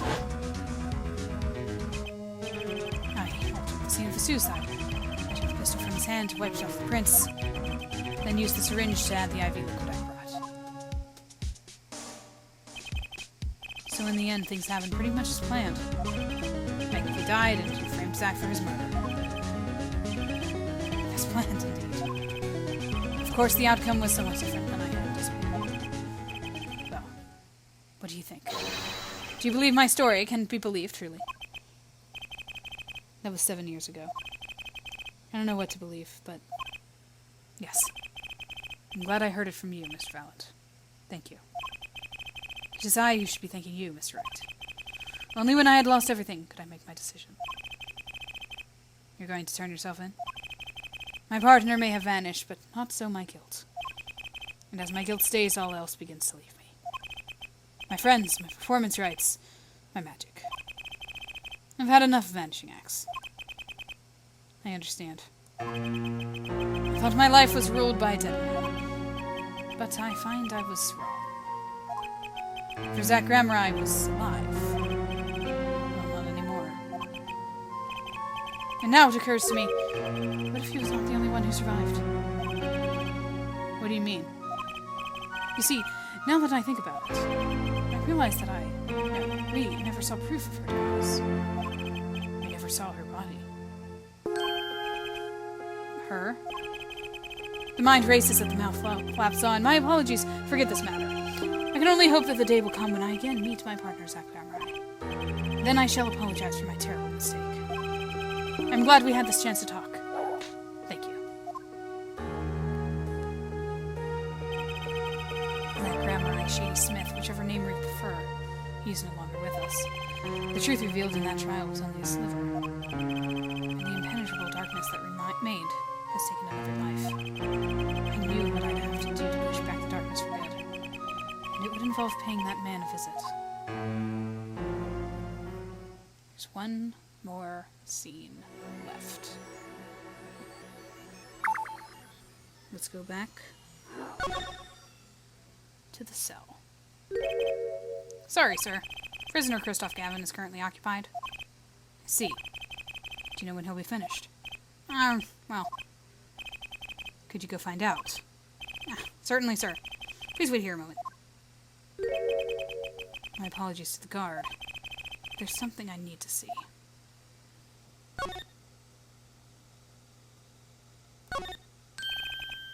There it is. The yellow envelope. And the sender is Drew Measham. I was right. When I arrived at the studio, Mr. Measham was at his desk. He seemed to be writing a letter. But he quickly sealed the envelope. It was a yellow envelope. I heard it was left at the crime scene. This is the last letter that Drew Measham wrote. And there's something I need to do. Last thing I need to do, in fact. Here goes.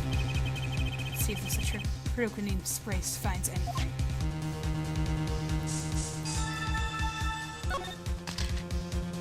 Of course, we knew where to put it. So this was Drew Measham's messenger of death. It was a stamp, all right, no mistaking it. And his last letter was sent to Christoph Gavin.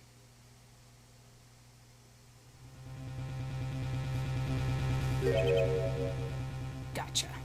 The interview request came, like you said it would, and they're looking into the case. I swear on my life I won't tell them about you, so please release the spell you've put on my daughter. I'll write later with a report. Drew Measham. Finally, decisive evidence. What's this? A burglar in jail. Christoph? Gavin! I didn't know you moonlighted in Larceny, right? Gavin, there's something I have to ask you. Can I steal your stuff? The answer is no. My apologies, but there's not much I care to discuss. Vera Measham hasn't received her verdict yet. You follow me, Gavin? There are no known survivors of atrocyanine poisoning. But it never hurts to hope. Okay, I'll be leaving now then. Right, wait. Yeah, Gavin? Would you mind leaving that letter? It's private. Oh, sorry. Forgot I had it. Many thanks.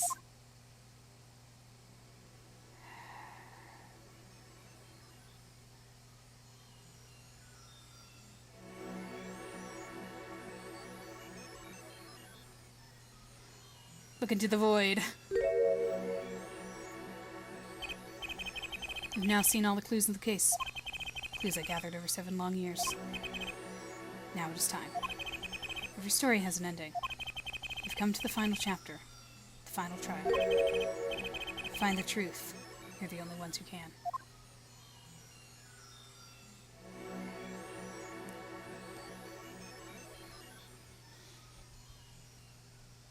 And we shall. Next time. This is a longer one, guys, because there's a lot of investigating to do and a lot of talking and a lot of psyche locks. Simpler times, you know? It was fun to be in Phoenix Wright's shoes for a while again. So yeah, we're going to finish things off. Back in the shoes of Apollo. Now knowing what we know about him, too. You know, all of the random revelations that are neither here nor there for the case, but, you know, they do fun little character stuff. But anyway, I won't keep you guys much longer because this is a long one. I guess it makes up for the shorter ones that were before. But yeah, next time we conclude the final case of the game. We conclude Apollo Justice Ace Attorney. I will talk to you guys then.